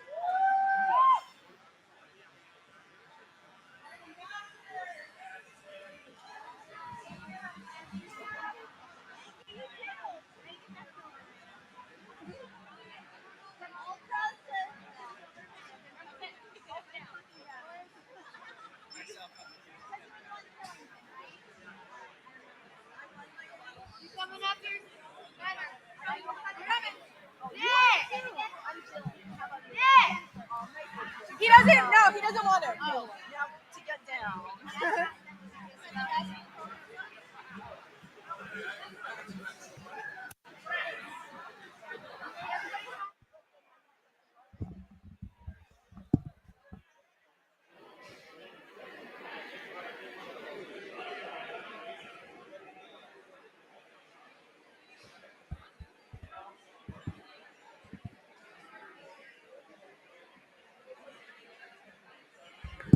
Good job, bud. As you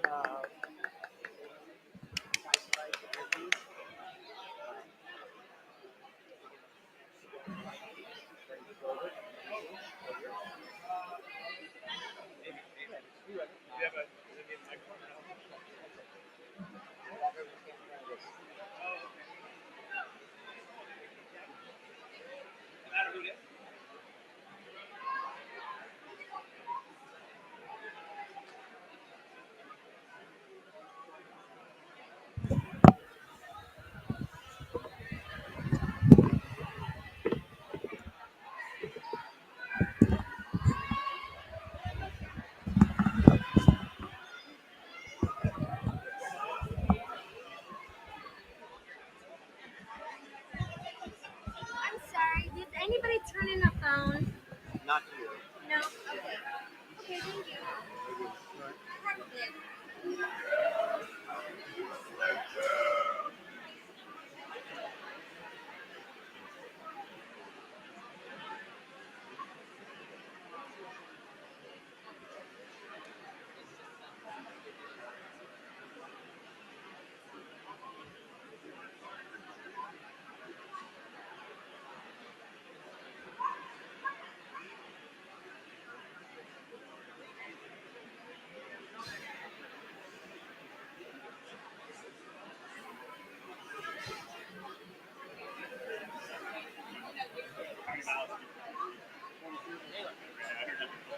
Which one? Which ones, bud? Either one. Jackie Boff? Yeah. B-O-F-S? Oh. B-A-U-G-H. Oh, that's not Boff. That's okay. The safety say Boff. Boff. Okay. Hang on. Jackie Boff. This is your first Worlds, right? Yeah. We're gonna go right in front of this camera here. Cool. This way. Yeah, you bet. You bet. Come on in. There we go. Are we good? Okay, cool. Well, welcome back. We're here with Jackie Boff. Hi. How are you? I'm good, thanks. Good. Tell us a little bit about who you are and how you got here. I'm Jackie. I started Tough Mudder about 6 years ago, just before COVID. Okay.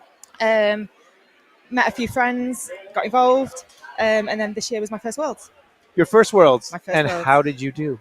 I got 75. You got 75. First time I out did. of the gate. Yeah. Get out. Yeah, first age group. Wait, was there a goal there? My goal was 50. Okay.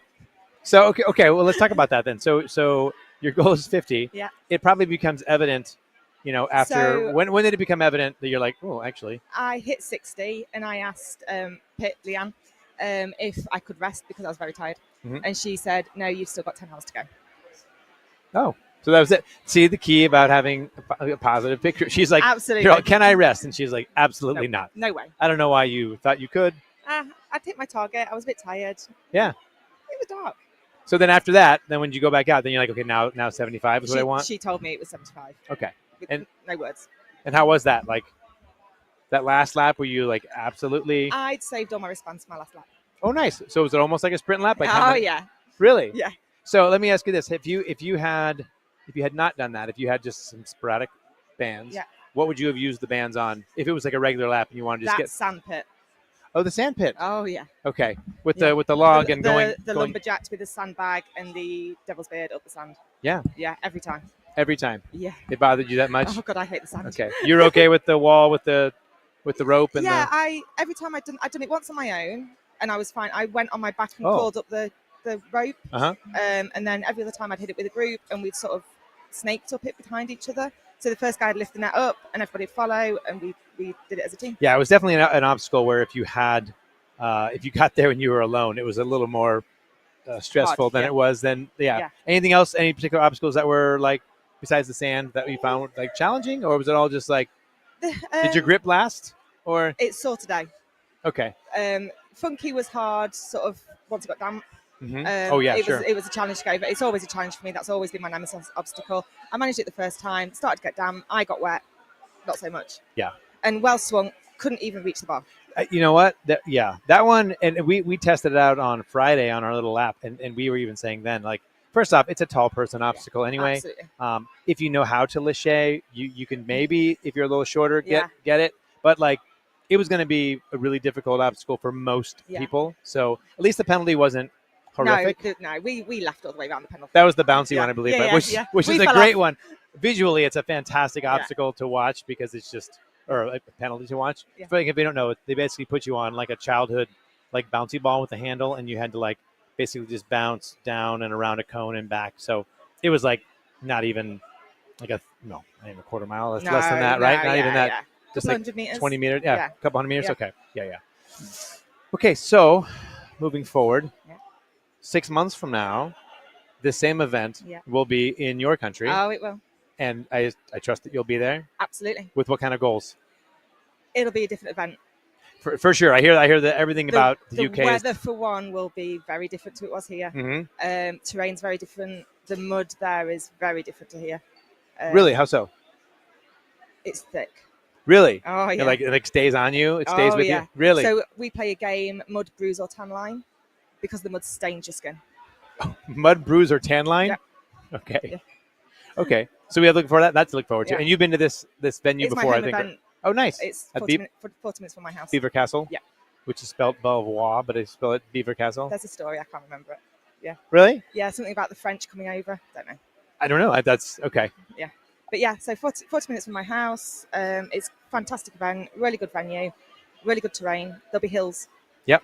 Oh, really? Like real hills? Oh, yeah. I love that. Yeah. Rolling? Yeah. And anything on the race schedule between now and then? Nothing big yet. Okay. We'll see. We'll see how it Let's see goes. what coach says. Okay. Overall, pleasurable experience. Loved I mean, it. with the exception of Oh, yeah. cuts and bruises and Yeah. general body soreness, Yeah, if you will. absolutely. Loved it. Okay, fantastic. Jackie, thank you so much. Thank you. All right, we'll see you around. See you later. Yeah. Thank you. Yeah. We'll see you guys at the pub. I've invited Corey Edwards. Yeah, I'll do Corey.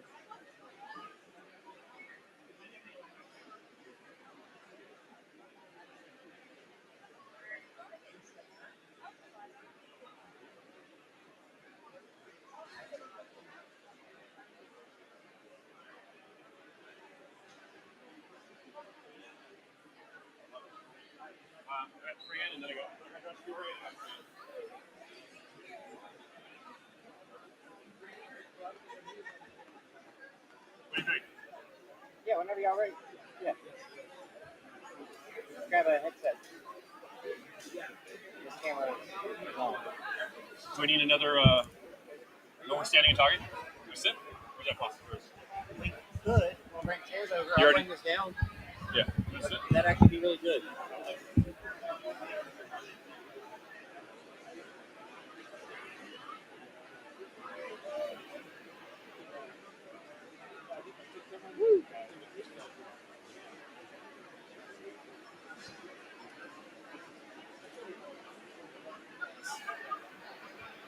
Have a seat and bring it closer so I can get some lighting on it.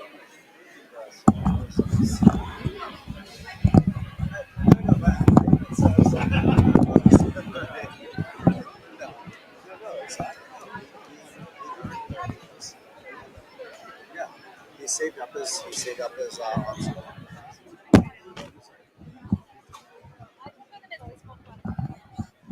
Monkey in the middle.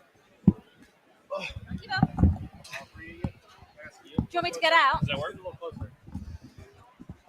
Look at those bees. Oh, You get yeah. those bees in there? Cozy, isn't it? So great. 1, 2, 3. Are we live right now? We're live. Oh. On the live stream. Live. Joshua Fiore here with Will Hicks and Frank Urando. Right after the brunch. You just got your orange jacket again. Ah, You actually got to welcome in the new orange jacket holder. I love that touch actually, by the way. That was awesome. Like, that was so cool. That was a new thing. I feel like most people watching this interview just watched the brunch, probably, right, Jason? So we don't need to really recap it. But that was actually something. So when Tough Mudder came to us and they said, "Hey, do you guys want to do the brunch?" And we're like, "Yeah." Like, can we put some spins on it? And they're like, literally, as long as you do the age group awards and the elite, like you can do whatever you want. And there's things obviously you want to have to happen. Mm-hmm. But that was one thing we're like, hey, we want to kind of make this more of a ceremony. And there's obviously even more we can do that with that orange jacket part of it.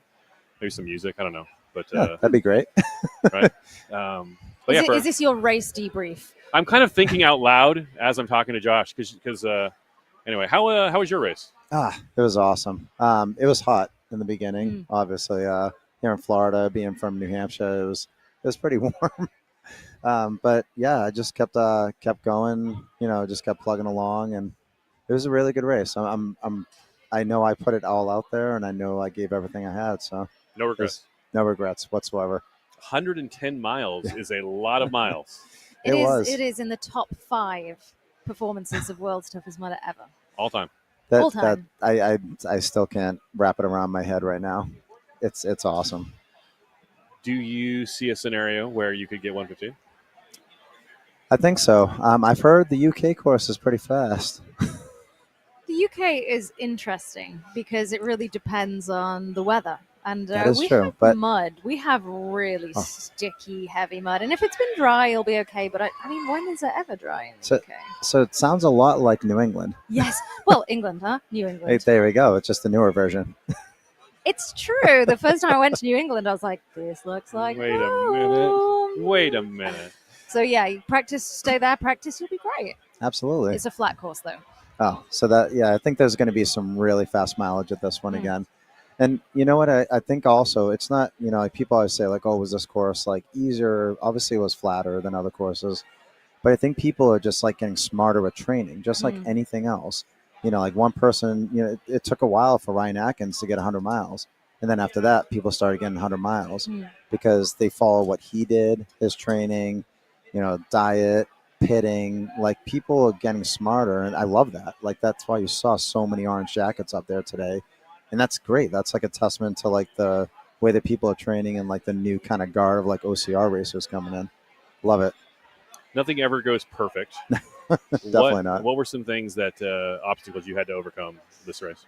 So, I mean, I'd say definitely my gut. I mean, I think everybody was pretty nauseated like throughout, just with the heat. I had, like just like everybody else, my food plan was like spot on. We even had an individual bags. My girlfriend Liz like literally had a bag for like lap 1, lap 2, all the way to lap 22. And after about like 4 laps, I was like, I can't do tailwind anymore. I was like, I just need water. Sure. Nothing sweet anymore either. Like I kept burping. It was like awful. Anything sweet, I was like, no, I can't do it. So I think just overcoming that. But again, like a great pit crew, just like she did, was she had like a backup plan. So it was like, okay, you don't want that. Here's like potato chips. Here's potatoes. Like you always have to have like plan A, B, and C for a race like this. And I think that definitely helped. We did get to see you in the pit a few times. The camera would follow you in, and it was a really smooth operation. Oh, it was unbelievable. I mean, her and my friend Kevin Bubbles, like the two of them were just amazing. I mean, like, I know we've said this a lot during the brunch, and people kept saying it, but if it wasn't for pit crew, if it wasn't for, I just want to give a huge shout out to the Mutterhorn, the Berlin Walls, I think it was called. Dublin Boys. The Dublin Boys. Yeah. And the Everest Angel. I mean, like, if it wasn't for them, none of us would also be getting like these 100 miles, 50 miles, 75, whatever like your goal was. If it wasn't for them, like none of us would have got that. But yeah, the pay was just awesome. It was just every single time exactly what I needed. They did such a great job.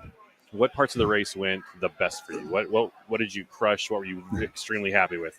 What happened? So obstacle proficiency. So, like I went into last year, my running was spot on. I really, really worked at like just continuously like upping like the load with running, but my strength wasn't there. So actually my girlfriend is a strength coach. So she actually coached me throughout the past 6 months. And I felt so strong. Every obstacle, I just felt I could just breeze right through it. So definitely the strength on there. No balance beams either. So I was going to say, 2023. Have you done the mental prep for the balance beam? If it's there again, yes, we'll be ready. So you mentioned the balance beam. 2023, you got hurt your ribs pretty bad on the balance beam. Did you do any obstacle specific training? Like I know I need to practice that balance beam. Yeah. So just a lot of like Bosu board, just a lot of like working on just all the accessory muscles, my ankles, basically just working on balance. I would close my eyes, have both of my arms out. If I started going one way, I knew exactly how to put my other arm. I actually trained on that quite a bit over the past couple of months.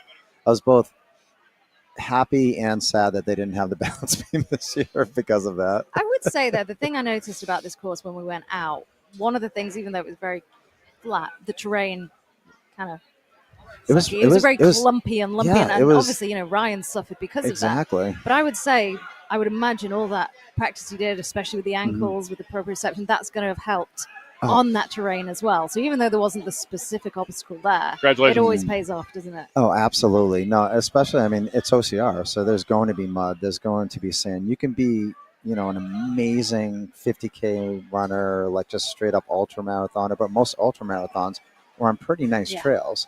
Like OCR is just brutal. Was not nice trails. Oh, absolutely not. It was, a lot of it, even though it was flat, it was like at an angle, a lot of trails. So it was like really kind of poor footing. I mean, it was a mixture of, I love the course. Like it was sand, dirt, really thick sand. But yeah, it was definitely like, it was a tough trail race. So are you coming back for 2025? Still to be determined. Obviously, like no matter what, I will be there. If I'm running, I need to kind of think about that over the next couple of days, but I really do want to come back, even if it's just part of the community to pit. But because I love this family, this is the best environment ever. Yeah, I love. You mentioned DJ Fox coming back, Javier Escobar coming back. They're not running, but they're pitting. They're helping. Ryan Atkins, he came to compete, but he could have left at any time. But he's like, no, I like this. I like being here. Why would I leave? I would have got a motel room. Yeah. He ended up pitting for Andrew Robinson. Oh, did Atkins? he really? Yeah. Imagine having Ryan Atkins as your pit crew. Yeah, I know. It's ridiculous. But that's, Ryan kind of is always like exemplify like the tough mudder like spirit. Like the top athletes are just like everybody else. Like we're all running the same course. We're all quote unquote like suffering. I know we're a little bit deranged. We like it's fun. You're suffering. But we all like it's just this amazing community that I've ran in, regular ultra marathons, trail races, Spartan race, all the other like races, but this community, there's just nothing like it. There's nothing like it. It's fun. It's like brings us back every single year. Absolutely. It keeps bringing me back. Josh, you have any last thoughts on the race this year? Just again, like thank you first of all to you guys. I mean, all of you. Like every time I saw you at the table, it was like such an uplifting. But even like the entire crew, like on the course, it was unbelievable. You guys did such a good job. To the pit, all the pit crews, the volunteers, everybody. Like thank you so much. Like it was awesome. This is a great experience. Joshua Fiore, second place man, 110 miles. Thanks, Ez. Thanks, Josh.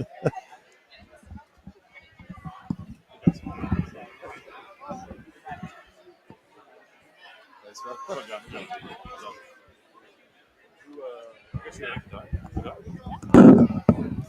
my God, Will, it feels like I've barely had the chance to speak to you all weekend. I know, we haven't really got a chance. Isn't it? Oh, you know what? Do you want to grab Melissa Linden? I do. Can we grab Melissa Linden? Melissa Linden, if she's available? So we haven't really got a chance to catch up since, I don't know, last 25 and a half hours of racing. Yeah. Hey, who's this coming to talk to us? This is the very fabulous. I'm going to get makeup on your headphones. Don't worry. Melissa Linden, I believe if we had an award for best dressed at brunch, you would win. You'd be on top of the podium there. Thank you so much. Melissa Linden, how was your race? Some of it was okay. Okay. A lot of it was dark. Okay. Which I don't think I've experienced that much darkness during a race before. Do we mean psychological darkness? Yeah. Emotional darkness. It was a mental struggle more than I've ever experienced during a race before. Talk about that. Which was weird. You came into this incredibly strong. You've had a goal in mind. Mm-hmm. You've had a good year. Mm-hmm. You train consistently. You can tell because you got them, you look fantastic. Thank you. What was it that made it so dark? Because you had a big goal, but you've had this goal a few years. Was it the idea that you Yeah. might be achieving it and that was terrifying, or what happened? I'm going to let you in on a little secret, which I guess now that I'm saying it, it won't be a secret anymore. So I'm going to break my own secret. 75 wasn't my goal, 80 was. Oh. Yeah. Okay. I didn't necessarily lie when I told people that 75 was my goal. I kind of just said my goal is a silver bib, and that was Gotcha. true. But what I was pacing for was 80. What I was training for was 80, and I'm very happy with 75 because I've never gotten it before.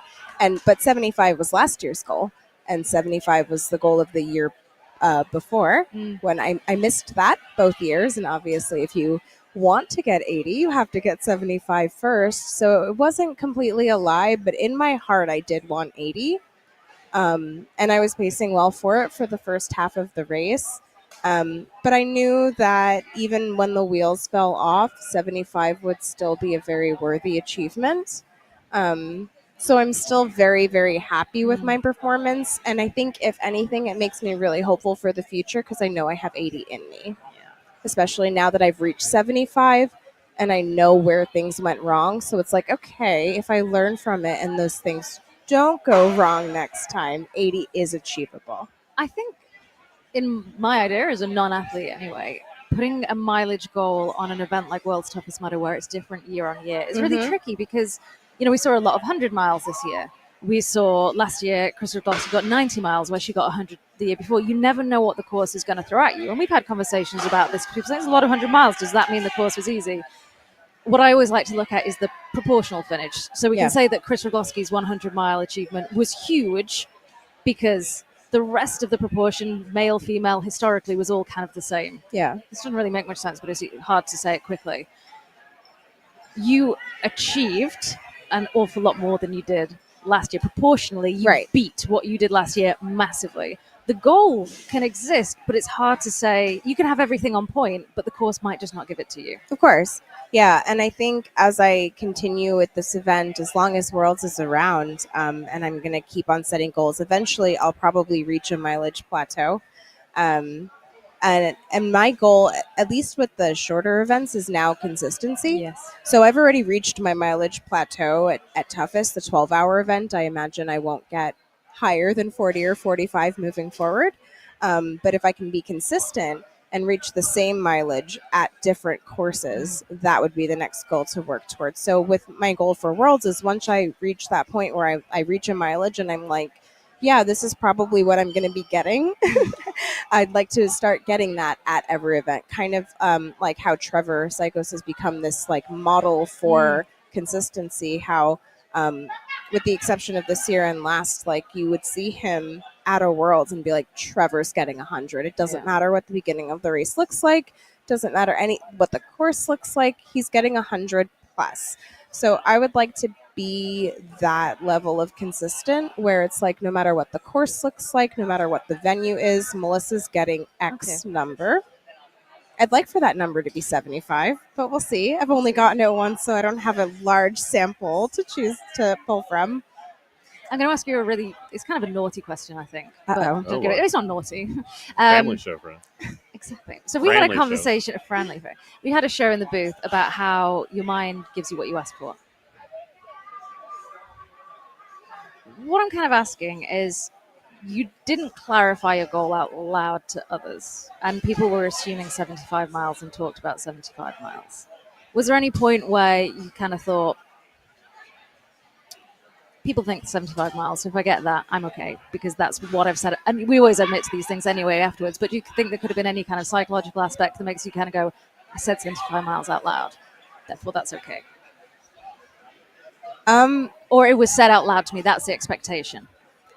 I think there is a little bit of expectations once you say things out loud and you tell people what your goal is. And I think that's probably why I wanted to keep the 80-mile goal secret. Yeah. So It's out there now. I know.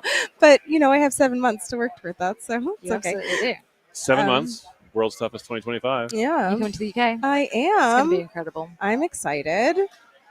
You mentioned things went wrong. Yeah. What went wrong for you? I don't know 100% yet, but don't worry, I'll be picking apart my race over the next few weeks.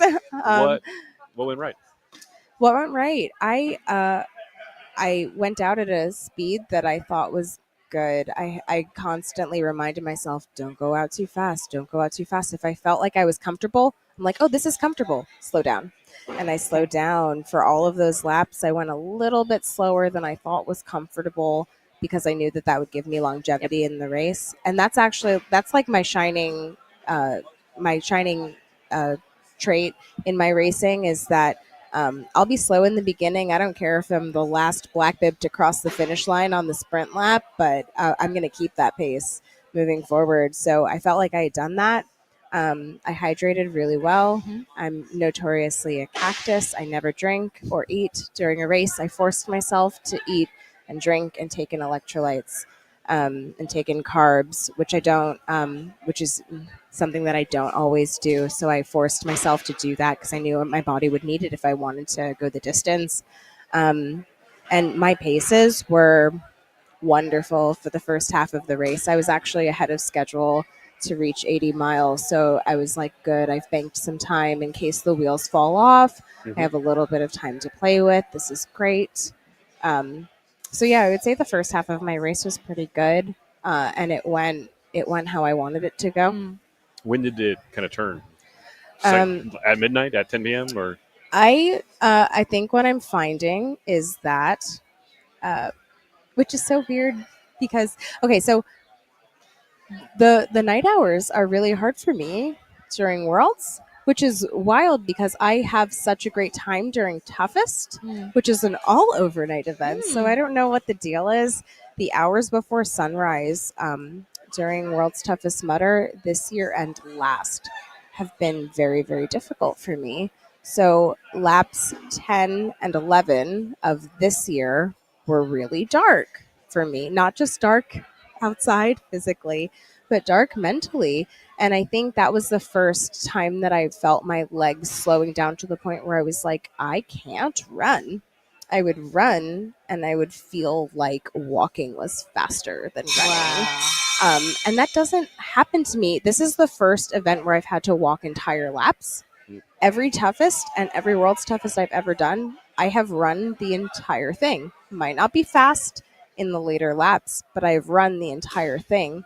And I walked like the last 4 or 5 laps in almost their entirety, with the exception of just running a few spots like at the very, very beginning or at the very, very end when I was feeling very fueled by the crowds. But that was new for me. And I didn't like that because it's not what I'm used to for myself. And then I don't know why I was mentally so down at some points. Lap 11, I think I had like 3 mental breakdowns on course. It would just, stop and start bawling hysterically. That's not my style. That's not how I prefer to see myself or have other people see me. I remember specifically, I got to Devil's Beard once, and like Devil's Beard is, I know people love to complain about it, but it's like, it's an obstacle that you're not afraid of failing, right? Yeah. It's just going to be annoying, but no one gets to Devil's Beard, and they're like, man, I'm going to fail this. And I got to Devil's Beard, and I think I was by myself, which, doesn't faze me much. And I get on my hands and knees to get under the net, and then I just start crying. Like the... that kind of crying, like really ugly crying. And I think the volunteer didn't know how to respond. I hope she's okay. I hope I didn't scare her. And a few people, like a group of people came up behind me and they're like trying to console me. And I'm like, I don't know why this is happening. World's Toughest Mudder is so intense physically that your brain is part of your body. It's being affected. Like it affects you. Like I've cried at races before. It's a thing. Yeah. And I'm trying to pinpoint what it is. It might not be. And as soon as the sun came out, I felt energized. I was like Kara Zor-El being fed by the rays of the sun. And I remembered who I was. I'm the machine. But before that, I don't know. And the sunrise did that for me. And the sunrise did that for me last year too. But I don't exactly know why that happened, and I think it might not have been the darkness of the nighttime, because otherwise I'd feel this way during toughest too, and toughest is usually a really positive race for me. So I think it might just be the duration of race, Sure. because when you reach those hours before sunrise, you've now been running longer than a toughest. So I think I need to work on my like 12 to 16 hour range, and working on keeping my mental space up, coming up with a contingency plan if my body's not performing how I want it to be. You learn something from every race, so this one's no exception. You said when the sun came up and you remembered who you were. Yeah. But at that point when it was really dark, was there anything that you learnt about yourself? I think I just when I know I'm in a dark space, I'm very self-aware as an athlete. So I know what's happening, and I might not necessarily know how to combat it, but I know what's happening. So I'll just tell myself, it sounds silly, but like I have these mantras and these affirmations that I'll just say. Not silly. Sometimes in my head, sometimes out loud, and just say those to myself over and over again to get me through it. Because it's kind of one of those things that I'm aware of it, but it's happening right now, and I'll break down how to get through it for next time. But for this time, I just have to write it out. I know it'll get better. Okay, I love that. I have some mantras I tell myself. Okay. Mine, maybe like yours, pretty personal. Yeah. Are there any that you would like to share? Yeah. So there's one that I say all the time to myself, and it's I am strong, I am powerful, I am hardworking, I am deserving, and even so, there will be days when I will fail, but today is not one of them. Love it. Love it. And then another one that I like to say to myself is I am capable. If you like Sunrise at World's Toughest Mudder, Fran has some good news for you about England. I absolutely Lots do have of some sun? good news. Well, sun is thin on the ground, but daylight hours are heavy on the ground. I love to We hear will that. not have many hours of darkness. Good. Not like this year. Night ops won't be starting till 9 p.m. I like that. Well, no, I don't know. That's not a rule. That's me just spitballing. Yeah, I mean, night ops will be starting late. This is and not official, guys. The sun will be up at 4:30. Good. That means I like 4:30. Yes. 4:30. Thank you for translating. Just English to American. American. Yeah. Melissa, I'm so happy. I'm so Thank happy. you. You may not have got the big goal that you set yourself, but you got the goal. I mean, come on. Yeah, and I'm as so far as pleased the to see that. community is concerned, I reached my goal. A lot of people didn't know about this 80 that I had in my back pocket. Next but year. Save something for and next I time. think, I think that's the good thing is I think that now it'll be a logical goal for next year. If I tell people, oh, I want 80 for next year, they'll be like, oh, okay, you got So we know you're 75. aiming for 85. So it makes sense. But like if I had said 80 for this year, that would have been a 15-mile PR. Yeah. So it would have been like, oh, I don't know how you're going to do that. But now if I say, oh, my goal is 80, that sounds like a pretty logical jump. Exactly. I believe in you. Melissa Linden, we were so happy to watch you every lap coming through. Thank you. Happy for your success. Thank you so much. Thank you very much. Have any last thoughts before we go? Oh. Anything? Oh, I don't You don't have to have any. It's okay. You don't have to. I thought you should have a lot. You know what I'm going to say? I'm going to say thank you for coming. It's been a pleasure, and we'll look forward to seeing you next year. Thank you. I'm excited to coming and having some proper bacon. Since Awesome. there was no bacon of any sorts here. So. Oh, you're kidding. Wow. I know you hate bacon as a joke. Fran Melissa ate it all. listens to every podcast. Yeah. They talk about you all the time. We do. Every I'm episode. sorry. I'm sorry, guys. If you're No, it's- tired of me, it's not my fault. Well, they I make don't it sound ask like you're them their to. only listener. Like, Um, and I'm sure they have more. They have like no, 7. they definitely have more. Yeah. We have 7, yeah. Melissa's family, your daughter, Joe listens. Joe. Joe Rocco. Okay, there you go. Yeah, he listens. Love it. I love that. Oh, hey. Yeah. Fun seeing you. We got to get one more question, then we got to go. Okay. Fun seeing you carry your husband across the line again. Yeah. That's fun. It's a Yeah. surprise every time. Yeah, love it. And this year he waited as a Clydesdale, so that Oh. was fun for my legs. He's like, we'll make it more fun this year. All Yeah. right. We'll let you go. Melissa Linden, Thanks so much. congratulations. Thanks a Thank lot. you. Sorry for getting makeup. Oh, don't worry about it. I've got it all over. Hey, why don't we bring them both over? Do you want to get them? All right. Got Tyler Veerman, Mark Gaudet in the wings. Your first place team, Mountain Men, are coming over. Fran is coaching them up before they come over. This is a new thing we're trying, guys. This is the post-brunch booth. Tyler Veerman. Just put it on like you're playing Halo or I don't play Halo. Call of Duty. I don't either. I watch people play Halo. It was very entertaining to watch I don't people know if they're play. still playing Halo. Mark, you have a son, It's right? pretty popular. Is Halo still a thing? Still a thing. Call of Duty? Yeah, I think Still a so. thing. Yeah. Battlefield was a pretty big thing too. Battlefield. I missed that one. I have a son. He's kind of crushing it in Minecraft. So Minecraft and football. Tyler Veerman, Mark Gaudet, first place team. Congratulations, guys! Thank you. How was your race, Tyler? It was great. I loved having someone there to hold me accountable. And the course itself was better. I think because I prefer a little bit more warmer temps than anything. That kind of made the cooler like ice baths and water obstacles a little more doable. Sure. Just sitting around in the pit area too. I think if it was colder, sitting around in the pits would have been a little more harder. To come back out of back to running segments. Very warm this year. Yeah, and just the course itself was pretty fast, pretty runnable, and the obstacles were pretty good, pretty flowy. Nothing too strenuous, time consuming. So, Mark, what do you think of the course this year? I thought the course was great. I thought it was fast, minus the half mile we had in the Abu Dhabi-esque sands. About 2.5 miles. Yeah, about 2 miles in to the course, but relatively flat. Not much of like a little bit of undulating terrain. Not a lot of mud throughout, which was welcomed. So really fast moving. Sure. Even throughout the night.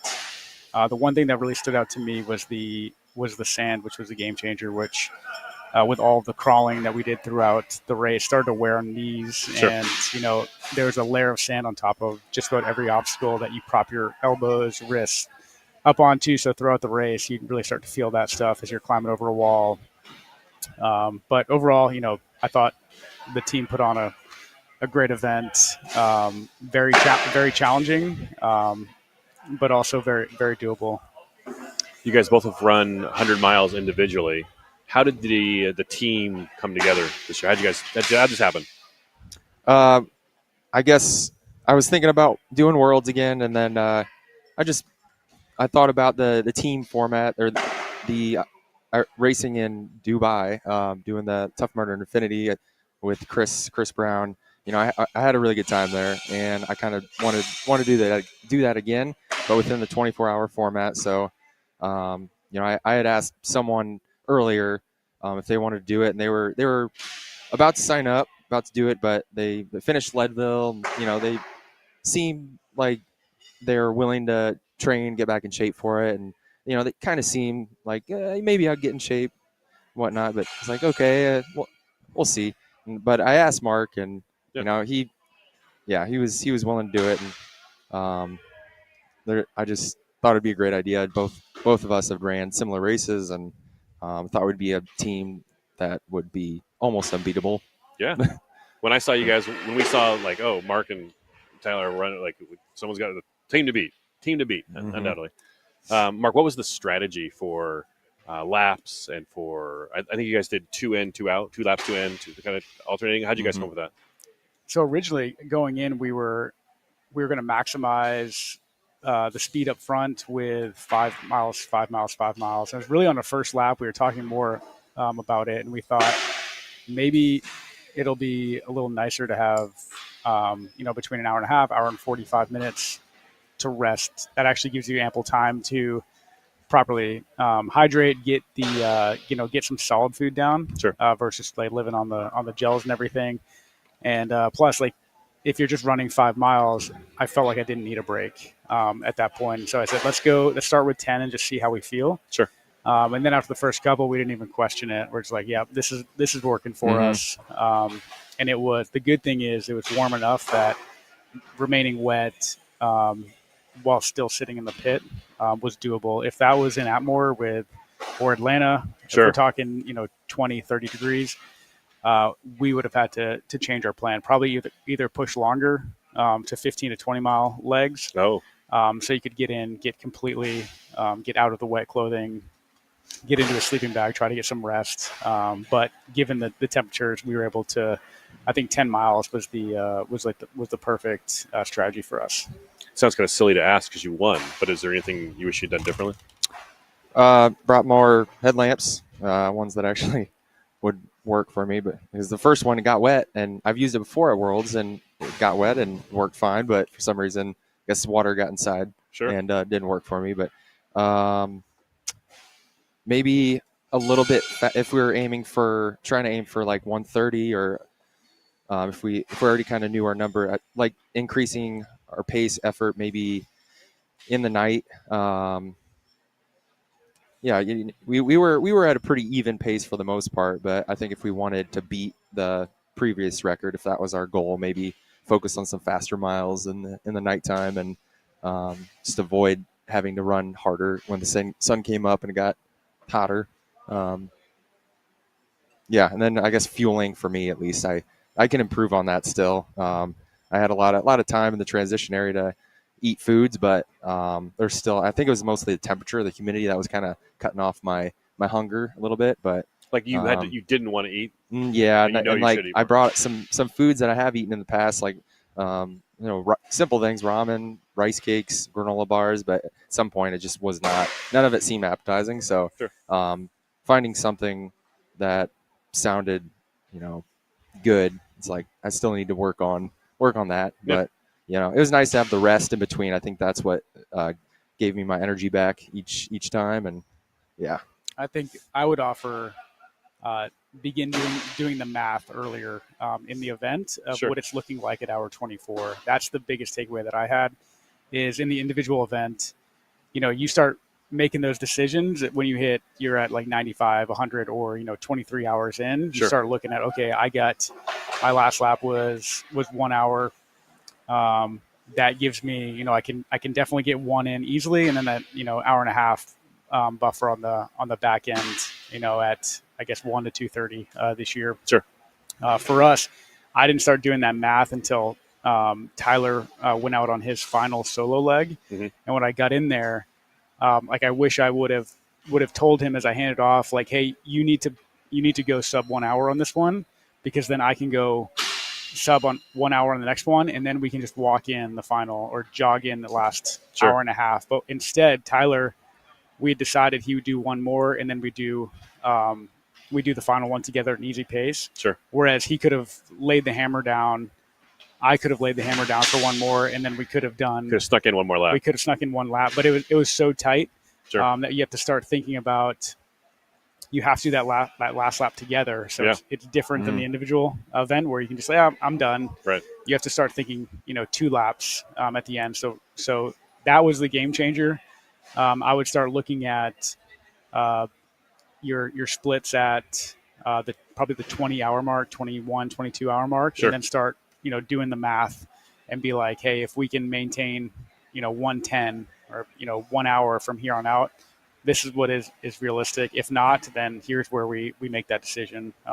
That's one area where we could have improved instead of being frantic at the end in the 11th hour, or the 24th hour in this case. When you guys were planning out, your strategy, did you talk about laps? Like, hey, this is how many laps we want to get, or was it more about like, let's just see how placement goes and then we'll play it from there? What was your thoughts going in? So we really the primary objective was to win, and we said let's end this in the first 12 hours if possible. Let's get a comfortable lead, and then we'll just gauge to see if anyone's making a move, and then we'll pick up the intensity if we need to late in the race to hold anyone off. And we got a comfortable lead. We saw even throughout the night when we kind of powered down a little bit, we saw we were continuing to build on the lead anyway. And then it seemed like when the lights came on in the morning, our goal kind of changed, and we were like, hey, while we're out here, we might as well just, see what we can get out of this. And that's when we started dropping the 50, 52, 54 minute laps in the morning, just like everyone else, we're getting energized by the sun. So I think our goals kind of changed throughout. We knew we were going to win, but then we were like, let's get the distance record when the sun came up. And I don't think any of us ran super comfortable or relaxed. Like we were still in race mode. Like I kind of approached it 100K effort is kind of what I was keep it in my mind. I was feeling good, and I was just trying to feed off that feeling. And, I knew I had these breaks in between, and I just tried not to stay super comfy. I was trying to run as much as I possibly could. Any of the little punchy climbs, I was just trying to run as every part of it and just be absolutely efficient through all the obstacles, not get lazy or anything. And after I twisted my ankle a few times, like, all right, got to focus a little more on these certain segments of the trail because, yeah. You've run individual. You both run individual before. Now you both run team. Which is more fun? I like the team. I mean, I don't get that kind of. I don't race that type of format much. It just tests you in a different way, and if you're struggling, you have someone there that's like they're gonna keep you in the game. Like it's good. It's like another crew member. What do you think, Mark? I think when we're just talking enjoyment, it's more fun on the team. Sure. It's bigger than yourself. When you're out there, when you feel sorry for yourself, you're like, hey, I can't let Tyler down. Like, I need to maintain. I need to pick it up. It's a little extra pressure, isn't it? It is. Mm-hmm. It is. I need. That's something I need. I need that. Like for a race of this caliber, like at this distance. And then, really, I mean, if you think about it, in 13 hours, you can really, get to that dark place and push just as hard as you can at the individual race at 24 hours. It's just it's a different test. It's what I found. The test is sitting around wet for 2 hours, and you actually get tired. Like, it's easy to continue moving for 24 hours. Sure. You may get a little sleepy out there on the course under your headlamp, but when you're actually sitting on a folding chair and like the whole event kind of powers down at night, and they turn the music down a little bit, and you're just sitting there waiting. It's like they're trying to get you to go to sleep. Exactly. Like, and so then it's like, all right, it's time to, get my wet shoes back on and go back out there. And so the mental challenge was comparable, but it was unique in that sense. But then it's always, that first lap, or first mile, you're kind of like loosening up again, and then you kind of find your rhythm.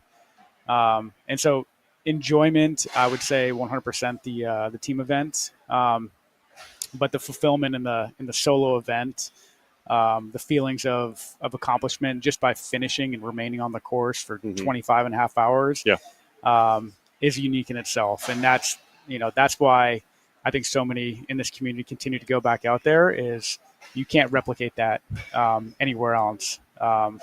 And then, the biggest thing is, like, today, Tyler and I wake up, we're like able to go for a run. Yeah. The difference between you're not as beat up. Exactly. The difference between running for 12 to 13 hours and running 70 miles is huge with like running 100 plus miles. And you don't feel right for the next 2 months. Like we're going to continue training probably next week. You'll be fine in a few days. Be back. And I think it's a little more satisfying just having a little rest break and be able to run a little bit faster overall pace. I just find that more satisfying than, race gets just slower. Like I was running, I think we averaged at least a couple minutes faster per mile, like for me, like overall pace. And it's very satisfying, like moving a little bit quicker for the same time period. Like I enjoy that. Also, it's pretty cool. You guys can do whatever you want in team category because you've already got your orange jackets from the individuals. Exactly. What'd you think of our orange jacket ceremony? It was awesome. It's fun, right? Yeah, I love it. And I mean, the one big takeaway, I've already seen it, is that people are like, oh, it must have been a super easy, watered down, or fast course for that many orange jackets. And, as someone who's, done this event 3 times now, like, there was no watering down of that event. And every single one of those guys completely earned it. I think what's happening is people are just getting better, and they're seeing that it's doable. Yeah. It's not just these 3 superhuman athletes that just have like a unique skill set. It's the everyday people who are willing to put in the work consistently every day for years. And it's like these guys that hit 75 miles year 1 or 2, and they hit 85, and they hit 90, and they like they said, I wanted that orange jacket someday. Yeah. Those are the guys that are finding it within reality. And it's just putting, laying brick by brick every single day. Isn't that wild? Like every single one of those 100 mile, I mean, not everyone, but a lot of them were like, oh, yeah, I got 50 miles, that's 75 miles. Like and they built it up. They did the work, and they got to 100 miles. It's a huge accomplishment, but it's not undoable. Exactly. That's awesome. What are your guys' plans for 2025? More mountain trail racing. There are some pretty big local races in Colorado that I've really enjoyed, and I want to be a little bit consistent, try to get some PR.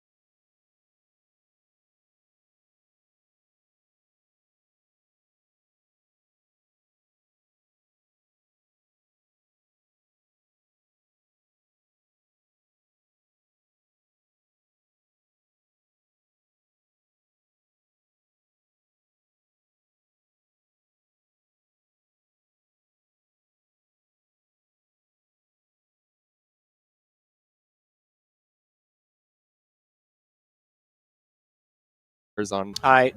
So at some point, the internet. So I noticed that the internet wasn't like perfect.